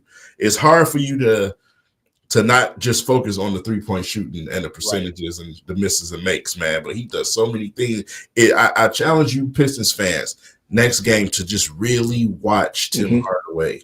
Watch everything that he's doing out there, from the bench to the basketball court. Watch what he's doing out there. I'm telling you, that was a great signing for him to bring him in here. Obviously, Kate wanted him here. Man. Yeah. That's nice. So B, you said B minus? Mm-hmm. And you said C. Oh, yeah. I think I will give him a B minus as well. Yeah. I feel like he right before Christmas. Is that me? Is that you? I'm hearing the background now. Okay. I think that with Timmy, like you mentioned, King, defensively, he has been a pleasant surprise. He struggled at times because he's 6'4", and playing the 3 at 6'4" is tough. I don't care who you are. It's not going to be easy. It's a mismatch every night. But he brings the effort and the energy, man, and he is willing to give up his body. He is willing to give up his body. We all know what happened to him when he hit that bad head injury. And he pretty much got hit twice in the head on the same play. Missed, I think he was 3 games. He comes right back and gets right back to it, taking charges. He doesn't care. He's fearless. I like that about him. He's a tough player. Somebody mentioned, do you know who his daddy is? Yeah, Tim Hardaway Sr. was a dog. He was a dog. And so Judah has that same mindset. And he actually won one game for us off his 3-point shooting, back-to-back threes. Don't forget about that. But more importantly for me, just the extra swing, right? He's not a selfish player. He's a streaky player, but I don't think he's a selfish player. Just last night, first play of the game, Tobias Harris corner 3, because Tim Hardaway Jr. had an elbow 3, but he swung it. So he's always looking to make the right play. He's always looking to make the right play. I appreciate that about him. And when your vets are willing to give their body up like that, it's contagious. It makes you want to do the same thing when your vets are doing that. Guys have been in the league for a long time. So I would give him a solid B minus, basically, because I didn't expect him defensively to give the effort at this level that he's giving. If he was 6'6", 6'7", I would feel much better about him being a longer term possibly solution at forward for this season. But at 6'4", 6'5", it's just hard for me to get around that. Despite how hard he plays, it's going to be a mismatch every night. And when you're trying to get off to good starts for this type of basketball team, that's not really conducive to that. So I would give him a B minus based off of what I thought we would see and based off what we're getting for sure. I'm glad you guys brought up, it was King who said it. I'm really glad you brought up about him taking charges and, his defensive, focus. That's something he's been trying to help Jalen Duren with a lot. Like, Duren's been, dealing with foul trouble issues, and even like Jaden Ivey too, younger in their careers, like they had issues with the exact same thing. Asar, same way. Having somebody like Tim Hardaway Jr., who again is not a lockdown guy, but someone who understands timing. He took a charge that got challenged by the Magic, and it still, didn't get overturned.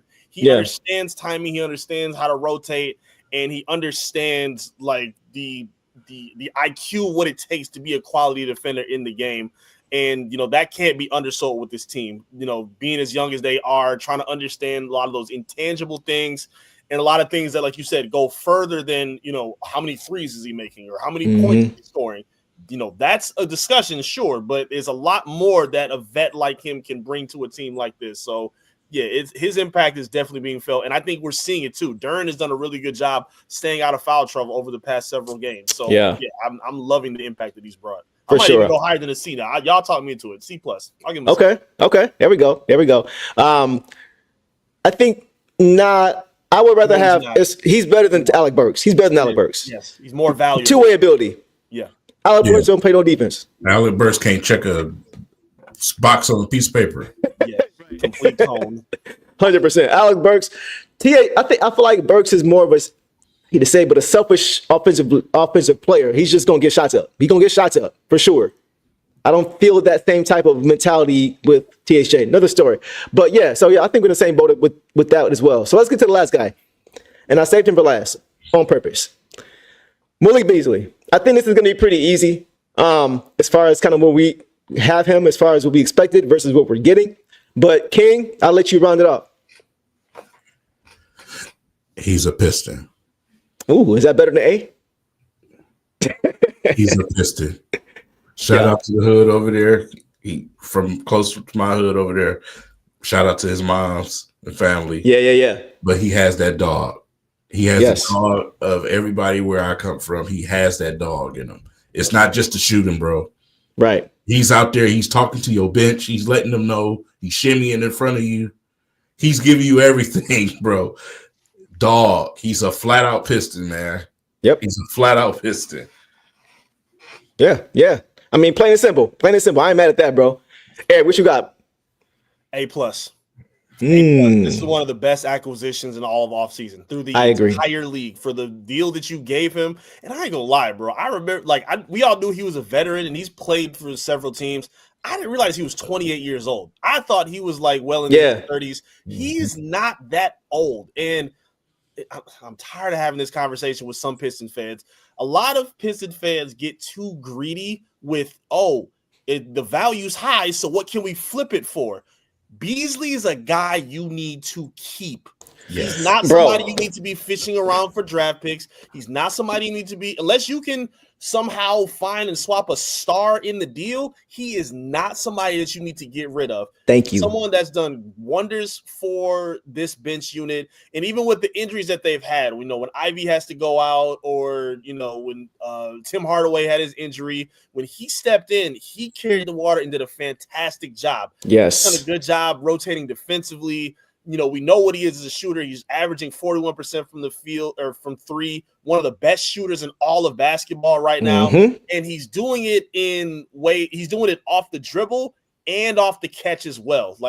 He's not just a hero ball player where he's carrying on. He's a big reason why Cade is averaging 10 assists right now. He's a huge reason of that. 100%. And on top of, what he's done, for this roster and with this team, King, you said it just perfect. I even tweeted about this. It says something and it means something to have a player that not only cares about the team, cares about the city, cares about the community, cares about what Detroit truly stands for. He's not here collecting a check to see who he can bounce to for his next opportunity. He truly cares about making the Pistons great, and he has been fantastic. Anything short of an A+ is unacceptable. He has been perfect for this team. Perfect. Talk your stuff, bro. That's what I'm talking about.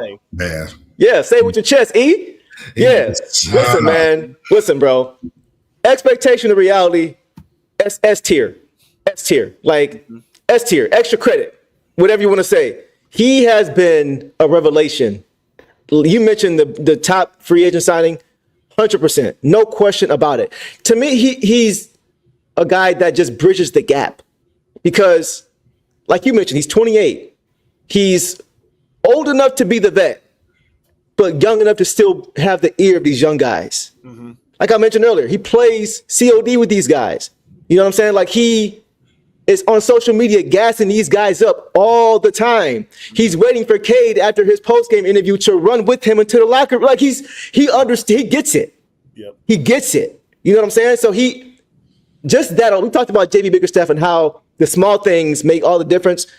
Beasley as a player does all those small things that make a difference. And like you mentioned, as far as bringing that toughness and fearlessness to the court, when Anthony Davis, top 10 or 15 player in the league, whatever you want to call it, is after every play, go in there, you got Beasley. Just because you say don't mean it's the foul. Making a foul. Just bringing that, we're not backing down nobody. Just because you a star, okay, you a star, but still you got to strap up just like we do.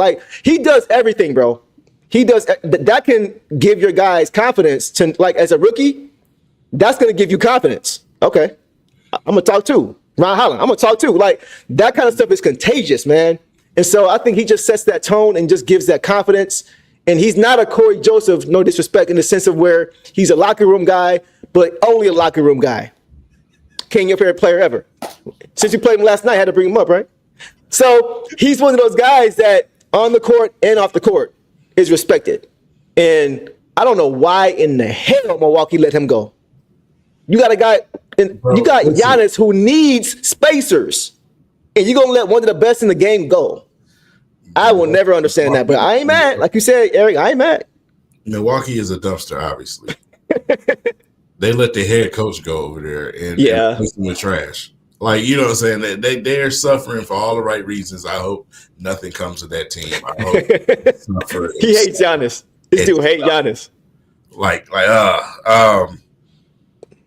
Man. Shout out Doug, by the way. Shout out to Doug. Go ahead.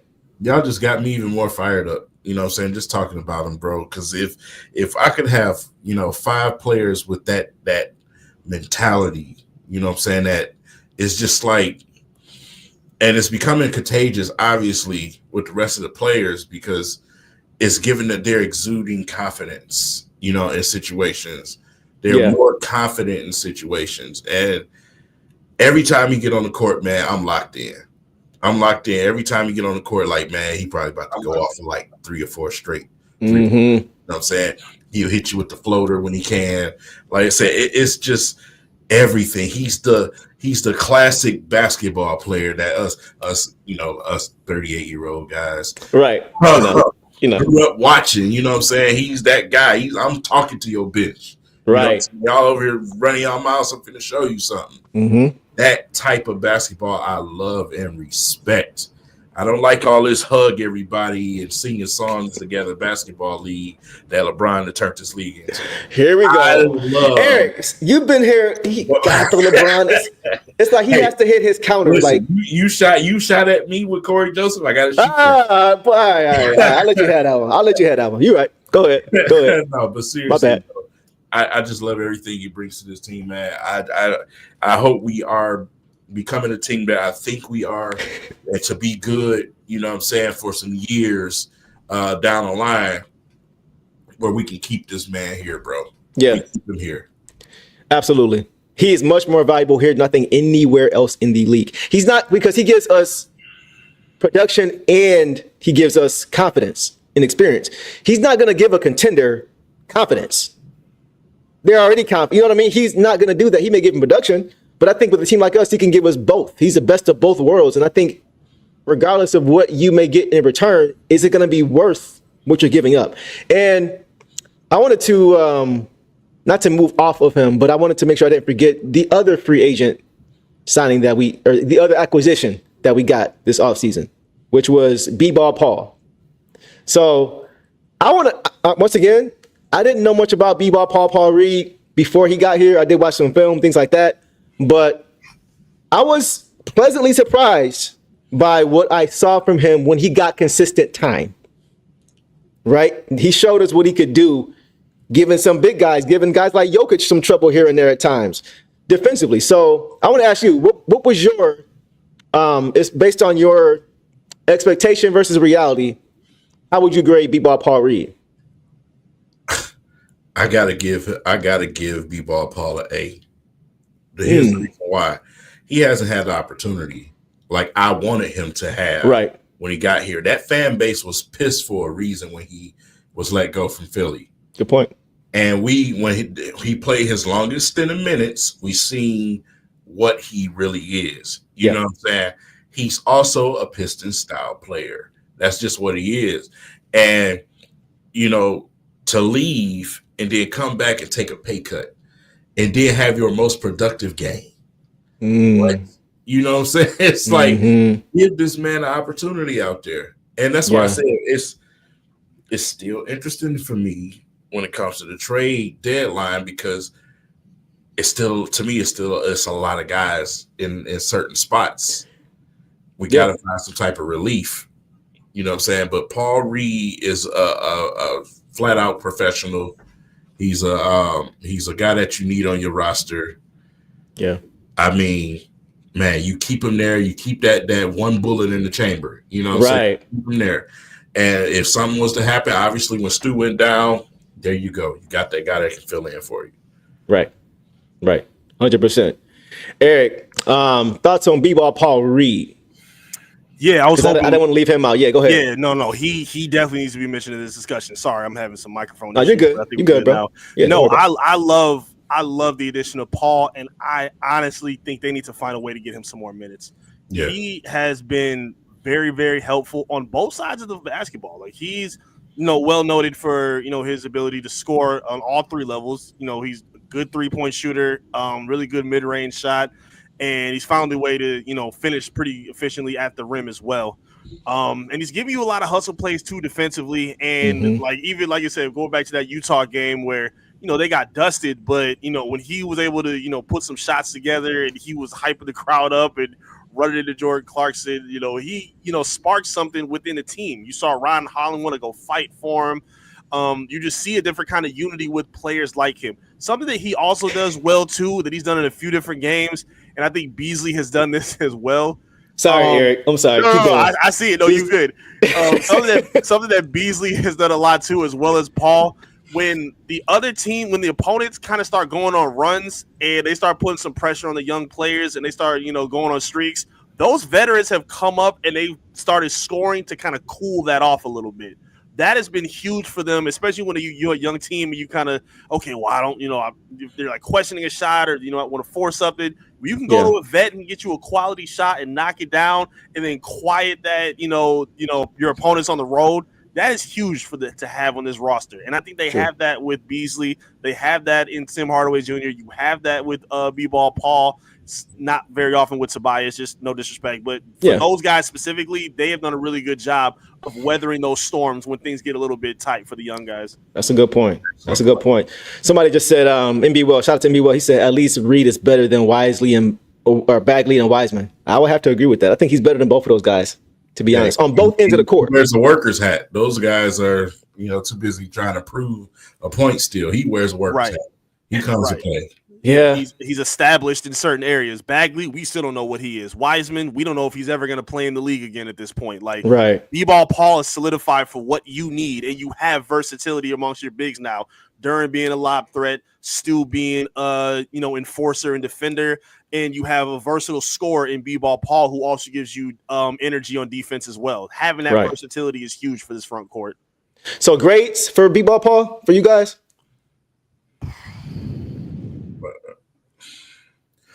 B plus Paul. I'm calling him B plus Paul. I'm giving a B plus. B plus. Okay. Yeah, I was gonna say A minus. A minus B plus range. Yeah. Okay. Yeah. We all the same. Yeah. Last thing I want to hit on, guys, because we're getting a lot of comments. Shout out to y'all, man. Y'all really are lighting this thing up tonight. I keep seeing a lot of Duran talk. JD. And we all know he's been very polarizing this season. A lot of people want to move off of him. I'm not one of those people. I've never been one of those people, at least not yet. But Eric, let's start with you. I want to get your thoughts on JD. Do you think there is a path for him to still have success here in Detroit? I know it may sound like a silly question. To me, it's a silly question, but I just kind of want to get your take. You've been in the locker room. You've talked to some of these guys. What are your thoughts on JD, just what you've seen so far? It's too soon to give up on him. He's definitely struggling in some areas, but it's way too soon to give up on him. He has a wavelength with Cade Cunningham that you don't see between guards and bigs that often, especially in today's game.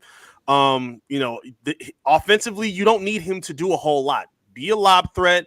Like, to me, there's some times where he gets the ball low and like he'll dribble and he'll like fake and look around. Bro, he'll be trying to pass. Bro, go be Shaq. Yes. Dunk on people's heads. And even if you don't, get a foul, go to the free throw line, and put some pressure on them that way. You don't need to be looking around at nothing. Like, I want the coaching staff to tell him that. Don't look at nothing except the rim. Go break somebody's wrist. Do whatever you need to do. Like, I would not give up on him at this point. I really like what he brings on both sides of the ball when his game is clicking. I think he still does have that defensive upside. He's very athletic. He's getting a little bit better with rotating and, slowing down guards and wings that try to, penetrate, at the rim. He's done a lot better with that. And he does a really good job at creating extra possessions too with tap backs, offensive rebounds and defensive rebounds too. I still think he's one of the best rebounders in all of basketball. Yep. He's gonna have to definitely work on, defending stretch bigs. That's probably always gonna be a problem for him. And that's understandable. It's gonna take some time for him. He's still 21 years old, but considering his upside, considering the presence that he brings down low and as a lob threat for not even just Cade. Like, I think Ivy is a good passer too. Asar finds him when he can. No, I don't think you let him go at this point. Let him keep learning the game. Again, the Pistons are not in a place where they need to rush and decide, should we get rid of this guy? No. Let them play out. Let them finish out this season. Let them keep growing. And I think you're going to see some good things keep developing out of JD. King, I'm going to put this comment up here and then let you go. I already seen the dumbass comment. Listen, I'm not going there today. I don't have the energy. Listen, man, I love Durant. It's part Duran's, part the coaching staff. Duran's mentality every night has to be consistent. It has to be the same. Thank you, Team Spark. It has to be consistent. The coaching staff has to stop him from doing certain stuff. Why the hell is Durant pushing the ball up the court? I don't want to see that anymore. Is Isaiah doing that? Is Paul Reed doing that? Why I don't want any of the bigs doing that. Even Fontechi, who I always talk to you about. I don't want any of those guys doing that. Go ahead. They have to put their foot down and say, man, get a damn ball to a guard. Get down there in the paint and get yourself set so we can get you the basketball. Come and set a solid screen. Stay there and guard. Make sure he's set, but stay there and go roll to the basket and make something happen, bro. It should be simple basketball. Get the simple basketball things down first, consistently, before we start to venture out and doing things. Right. For me, for a big guy to push the ball up the court, you have to earn it first. Absolutely. You have to be sound at everything else, and then we can say, okay, I'll let you get a little bit of, you can push the ball up the court. Maybe.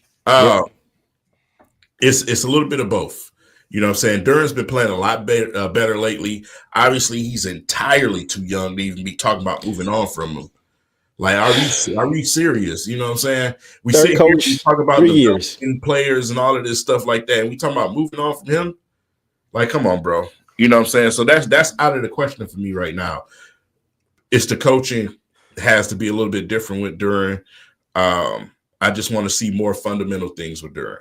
Give him the fundamentals as a big right now. Whoever's working with him on that coaching staff as far as assistants, they need to implement that a little bit more into his game and have him focus on those things first before we start trying to be an all-star center and dribble down a basketball court.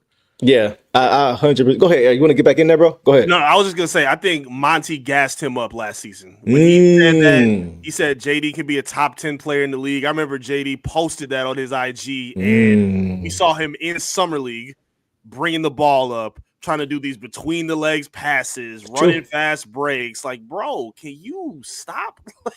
We only need you to do a couple things. Granted, I'm fine with you. Like he said, if you want to gradually get there, cool. But your third coach in 3 years, you're still young. You're still learning the basic fundamentals of being a professional NBA basketball player. Right. Perfect that, and then we'll find everything else. Monty gassed him up a little bit, and I think we saw a lot of that last season. Yeah. Yeah, it's for me, it's obviously something that's a pipe dream that's never gonna happen, but this is a time where I wish I had Rasheed Wallace on this coaching staff roster. His simple slogan to Drummond at that point in his career was dunk everything. Yes. Dunk the damn ball, bro. 100%. That's where during you're big, you're strong. People are afraid of you. Dunk the ball. The only one that's stopping you is you.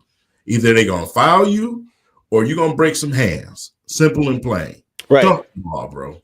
Right. Yeah, 100%. And she was actually one of his coaches at Memphis. So he's familiar with Rasheed. So I don't know what happened between that time, but I need Sheed to come back the same way I needed Sheed to come back when Stan Van Gundy let him go for Andre Drummond. Yep. He needs to be here. I think both of the Wallaces need to be here, honestly. But yeah, that's a very profound point that you made, Eric. I think that now that we're starting to win games, he's starting to see that maybe I do got to sacrifice some offense. We're winning. Because it's clear he wants to have fun on offense. You see how he sprints down the court looking for the lob. Yep. After he finishes an offensive possession by grabbing the rebound. And then Cade's rewarding him. They're finding him when he's doing that. Yep. The guards are looking for him when he's doing that. So it's almost as if he's being incentivized. You know, hey, bro, like this down over here, and you're going to eat down here. That needs to be the mentality. I think he thinks that, I could be wrong, but he is a very gifted basketball player. And I think he wants to maximize all that offensive skill. He's like, I can do this, this, and this too. That's fine, but we don't need that from you right now. So it's like it seems like he's buying in to not dumbing down, but just focusing more so on the defensive side of the ball. And when you see that we're winning because of it, you can't really argue with it. So I think that's why he's kind of committed more so to it, because you're seeing in more stretches now, not consistently yet, but more stretches, he's committed to having a certain type of mindset when he's playing. And that, to me, like I said, third coach in 3 years. Sure, there's been other players who've had three coaches in 3 years, but everybody doesn't develop the same way at the same speed, mentally or physically. It takes guys longer sometimes for them to hit that stride. So there's no way you trade a guy like this who has all the potential. There's just what are you going to get in return that's of potential value of that magnitude, potentially? Listen, I'm going to say this, man. And if for some reason you're watching JD, listen. I tell my young guys this that I coach. It's not about what you can do. It's about what you need to do. Right out there. At this stage of your career, it's about what you need to do. You're still trying to learn things in this league. So what you need to do is the most important. We'll talk about what you can do a little bit later. Right now, we need you to be solid in that paint. We need you to set solid screens. We need you to be a force on defense. That's what we need out of you. And once that becomes muscle memory, then we can venture out into the play. Nice. I like that. That's a great point. Build out is what you're saying, basically. Yeah, 100%. Go ahead, Eric. A lot of people keep talking about consistency in the comments, and they just haven't had a lot of that, unfortunately. And I hate to have to keep, harping back to this point, but I mean, Duran didn't even get to play with Cade his first year. Right. He didn't get to, spend a whole lot of time learning and playing with him. And, again, going on your third coach at this point, seeing so much roster turnover, it just hasn't really been a lot of opportunity for him to build on the things that, like King said, the things that you need to be doing for this team. And again, unfortunately, losing Ivy is going to hurt or change a little bit, but I still think he can focus in on whatever those needs are, with creating extra possessions, dominating in the paint in all aspects possible. Like you said, just focusing. That point is so fun. Being focused on the needs more than what you want to do or what you should be able to do. Like, we haven't seen him take a whole lot of those step back jumpers he tried doing last season. We haven't seen him, bring up the ball a lot, at least this season. He's done it a couple times, but it's definitely been minimized a little bit this year. So, focus on those needs, and it's already playing the benefits to it for this team. So, as long as he's there, we'll be all right. And if we keep winning games, I think it's going to be easy for him to develop that consistency with it, because that's why they're here. That's why we're all here. It's to win. So, 100%, bro. Good points from both of y'all on that one. I'm going to end it with this, and we're going to call it a night. We can't have a pod and not talk about Cade, right? We got to talk about our dog. Right. Last night, y'all saw it. Y'all saw that play. Yeah. When there was a defensive pick and roll, I think it was Asar and Stu. And Stu got switched on to Jalen Suggs. And Asar did a great job switching, got his hands out for ball down on the roll. And Cade at the top of the roll. He was at the free throw line. And he looks around and he sees everybody's exactly where they're supposed to be. And he starts doing this. And that's when you see Stu. It's funny because the play wasn't even nearly over yet. But it was just, it felt like Cade understood that his guys are starting to get it and that they're all starting to get it collectively. Because as Stu was just guarding him, as Suggs gets into his move, Cade's already clapping. Before the shot even goes up, Cade's still clapping. Shot misses, Cade's still clapping. Like, it's the way he instills confidence in these guys as a leader, and now is outwardly showing that dog is probably the most exciting thing for me that I've seen from him this year. Aside from the basketball part, because we know what he is. But he's understanding that he's got to be a certain way to be respected a certain way. You know, when he's trash talking LeBron, you know, when Brian's trying to tell the ref that he's pushing off, there you go again. And K's like, there you go again, right? Like, he's just understanding he has to be a certain way. He can't be Mr. Nice Guy. He has to bring that toughness and that mentality of I'm better than you, and I'm about to show you. And he's doing it. So I just wanted to throw that out there because that's been the most exciting thing for me watching him is just his mentality switch and his understanding that he has to do things a little bit differently, and his approach has to be a little bit different if the Pistons are going to be a certain type of team that they want to be. So what are you guys' thoughts on K so far, what you've seen? I'll let you go first, Eric. I think Cade's having a breakout season. We all know it for sure. But what you're speaking to, I think, is the most important part. I think we're seeing the growth in his maturation as a leader. Yep. I think you'll probably understand this very well. Remember the first season where Matt Stafford didn't have Calvin Johnson anymore. In the first game he played, I think it was against the Colts. And it was the fourth quarter drive, and he was throwing past the Ebron, and he is more demonstrative than we had seen him through his entire career. Hey, look at me. Look at me. And then I think Marvin Jones caught up at cut outside. We were seeing a different form of his leadership as the quarterback and the leader of this team, which people had questioned what he could be without Calvin Johnson. We're seeing that right now with Cade Cunningham. Okay. Even early in the season where I forgot who they were playing, but Stu got a technical foul or he got a foul or some stupid play. Cade comes up to him and checks him. Why would you do that right now? Yeah. Why? We're about to win this game. Why would you put yourself in that position? Yep. He's understanding how to, like, I asked him this during media day. Like, what is it like? You're obviously the franchise player, but you bring in vets.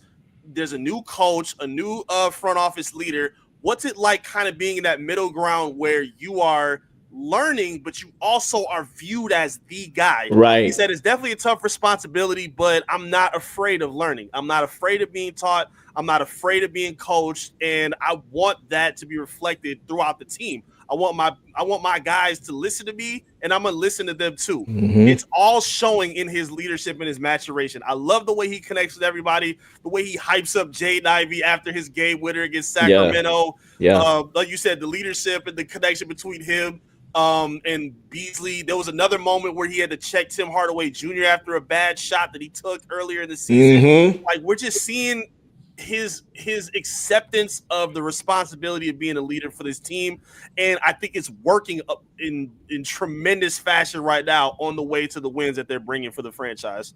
Really quick, King, I'm gonna let you go, but I think this all goes into why he went number one.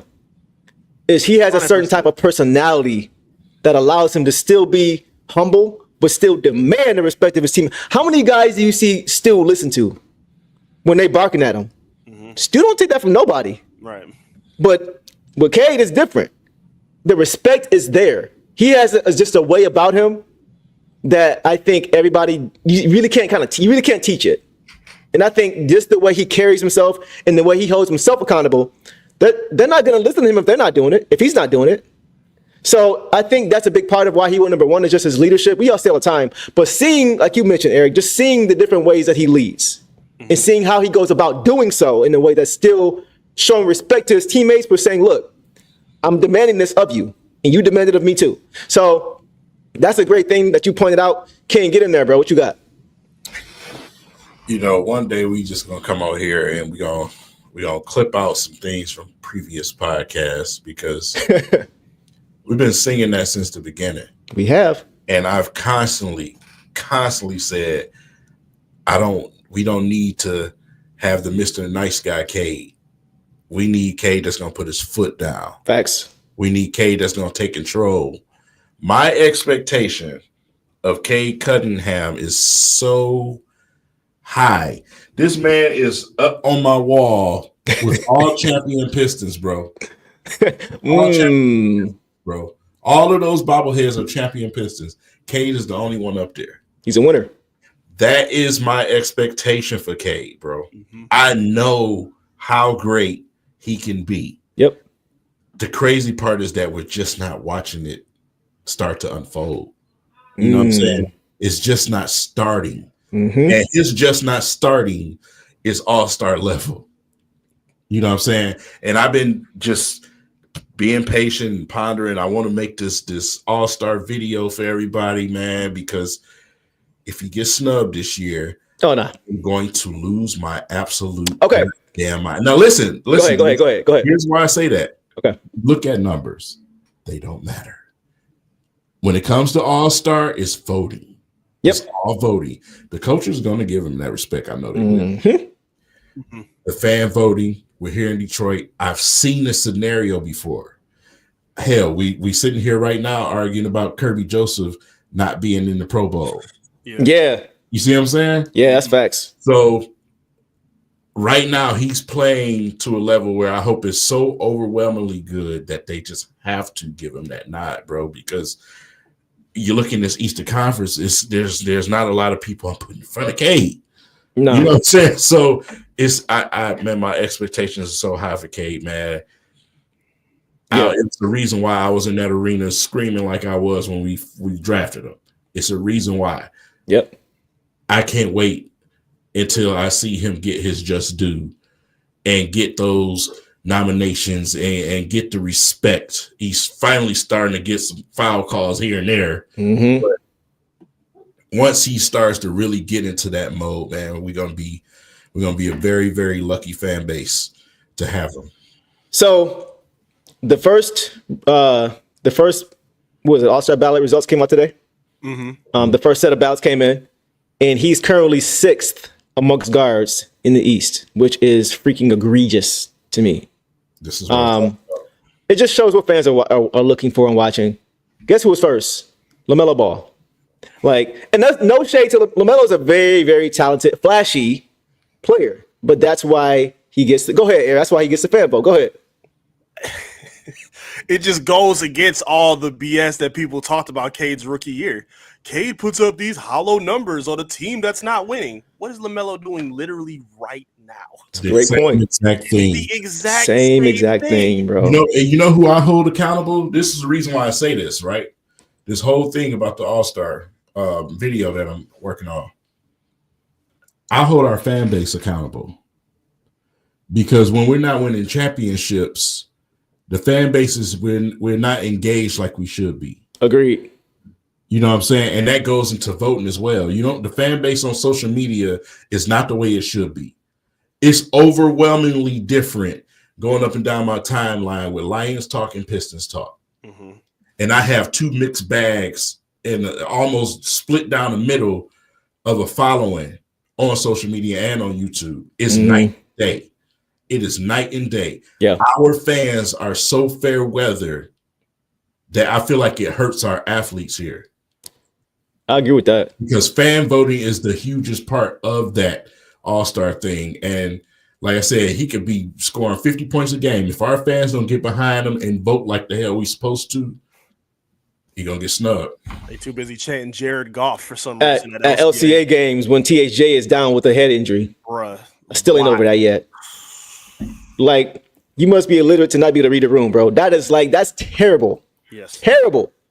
And you got Tobias Harris looking around like, what's going on? What's going on here? It's just very, very awkward moment. Go ahead. I remember when they had the jersey reveal, when they revealed that StockX was going to be the partner for the Pistons on their jerseys. Cade was there, and Jalen Rose was the host of it. He had to kind of coach and tell the crowd, hey, yo, it's Cade's birthday. He's the #1 pick. We got a superstar here. Give him some love. No, give him some love. People don't realize how good this guy is. They don't. Great. I understand how upset people have been about the last few drafts of getting the #5 pick and whatnot. Cade is as polished as a player that you could ask for a team like this. And yet fans still don't really realize how good he is. Cade gets the respect amongst coaches, players in the NBA. Fans don't get it yet. The media doesn't get it yet. Right. But those who actually know ball understand how special and dynamic this dude is.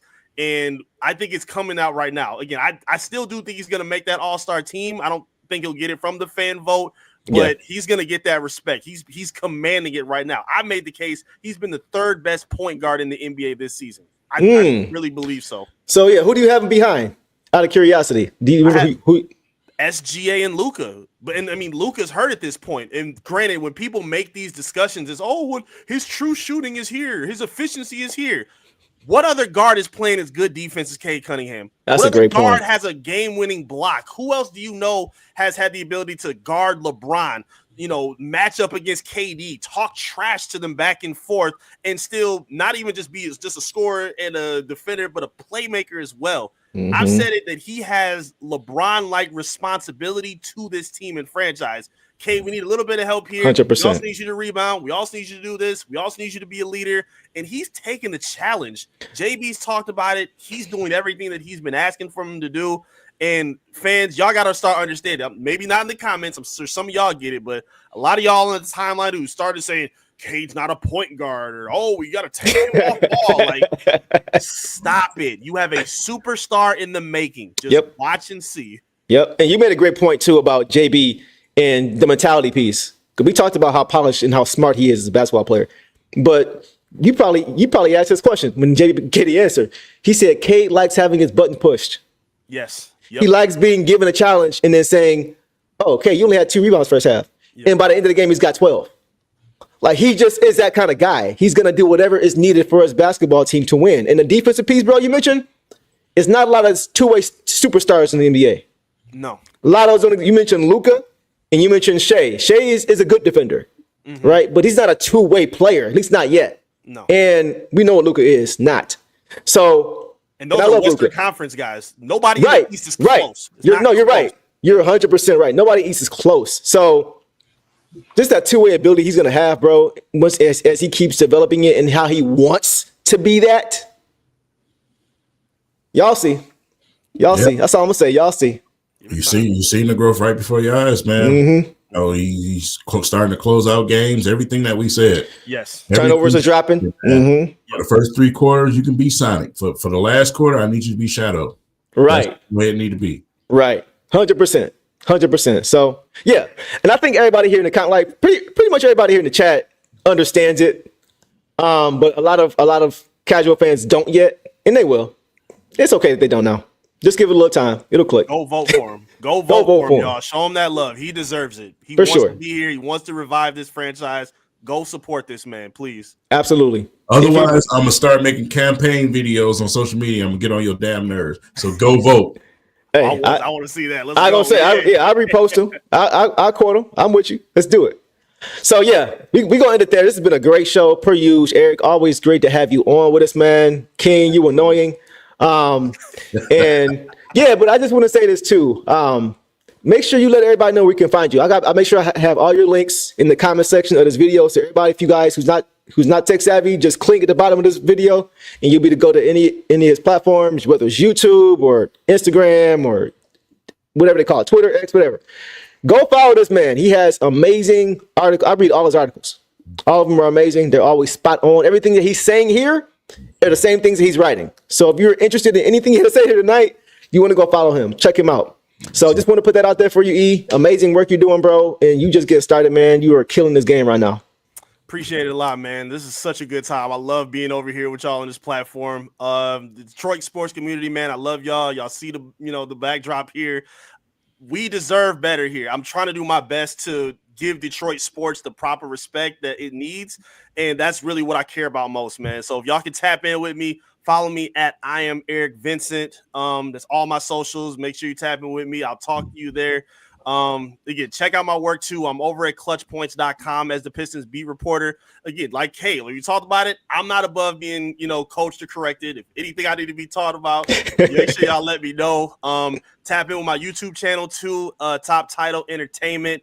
Plenty of Detroit sports content on there, music talk, wrestling, all of the above, man. Tap in with me. I love to be able to connect with y'all. It would mean a lot. And a lot of the content that you guys see me posting from those rooms comes from this man. I appreciate that a lot. I want to shout out that too, because a lot of the stuff that I'm able to kind of get the jump on is because of you. So shout out to you for giving us that information, giving us the exclusive. I got you. access to that, that's really helpful for us as far as getting this out to everybody else. Everybody in the chat is rocking with you too. Anybody who doesn't know, this dude is a Kendrick connoisseur. Any question Kendrick, he will answer it. And any question about Drake, he probably can answer that too. Yeah, so, I'm all about greatness, man. You know, I respect the greats like Kendrick and any, frauds like Drake. That's I was waiting on that. Ready to dunk on him whenever I can. Quick question before we go out. Top 5 dead or alive? Ooh. Dead or alive? Ooh. All right. That's a great question. I'm gonna go J number 1. I'm gonna go. Oh man, I'm gonna go. I don't care. I'm gonna go Kendrick number 2. I don't care. Woo! I think he's earned it. I thought that Kendrick's was wrong for you, but go ahead. Yeah, okay. I'm gonna go Kendrick 2. Okay. I'm gonna go Eminem 3. You know, I got Thank respect for his resume. I'll go M3. He don't like that. I will go. Yeah, I know. I can tell by his face. What? So you don't like that? I mean, that's his list. Yeah, I'll go. Okay. I'm gonna go Wayne 4. Mm-hmm. And I'll go. I'm gonna go Snoop 5. I'm gonna go Snoop at 5. Okay. I'm not mad at that. Is that okay? Is that? No, It's your list. No. I say, man, I'm the type of person I never argue with nobody with their list because certain artists have a different effect on certain people. Of course, based off of how their lifestyle, how they grew up, how their music touched them. Man, that's bull. That's cap. That's cap. So look, how come you can feel that way about top rappers but not top players, King? Here you go. Deuce. It's just not gonna happen, man. Just stop. Good Lord. I knew it was coming. You saw I got the debate switch right there. Exactly where you were going. I'm just messing. I'm messing around. But no, that's a good list, bro. That's a good list. I mess with that. So yeah. Anyway, y'all go follow this man. Man, he's very, very eclectic in his ability. Man, he does a lot of different things. Very versatile. Very entertaining too. So yeah, and he can hoop. So check him out. Get him on that basketball court a little bit. See what he can do. Appreciate you. Man. Appreciate y'all. Yeah. Anything else you want to hit on, King, before you get out of here, bro? No, that's it. Okay. Well, listen, this has been a great show. Appreciate everybody in the comments, man, showing up and showing out. This has been a wonderful show. Glad to have y'all here, man. This is always great to have y'all part of the conversation. So yeah, we will end it there and we will catch y'all on the next stream. And as always, Detroit versus everybody. Peace. Go vote. Go vote. Cade, do it.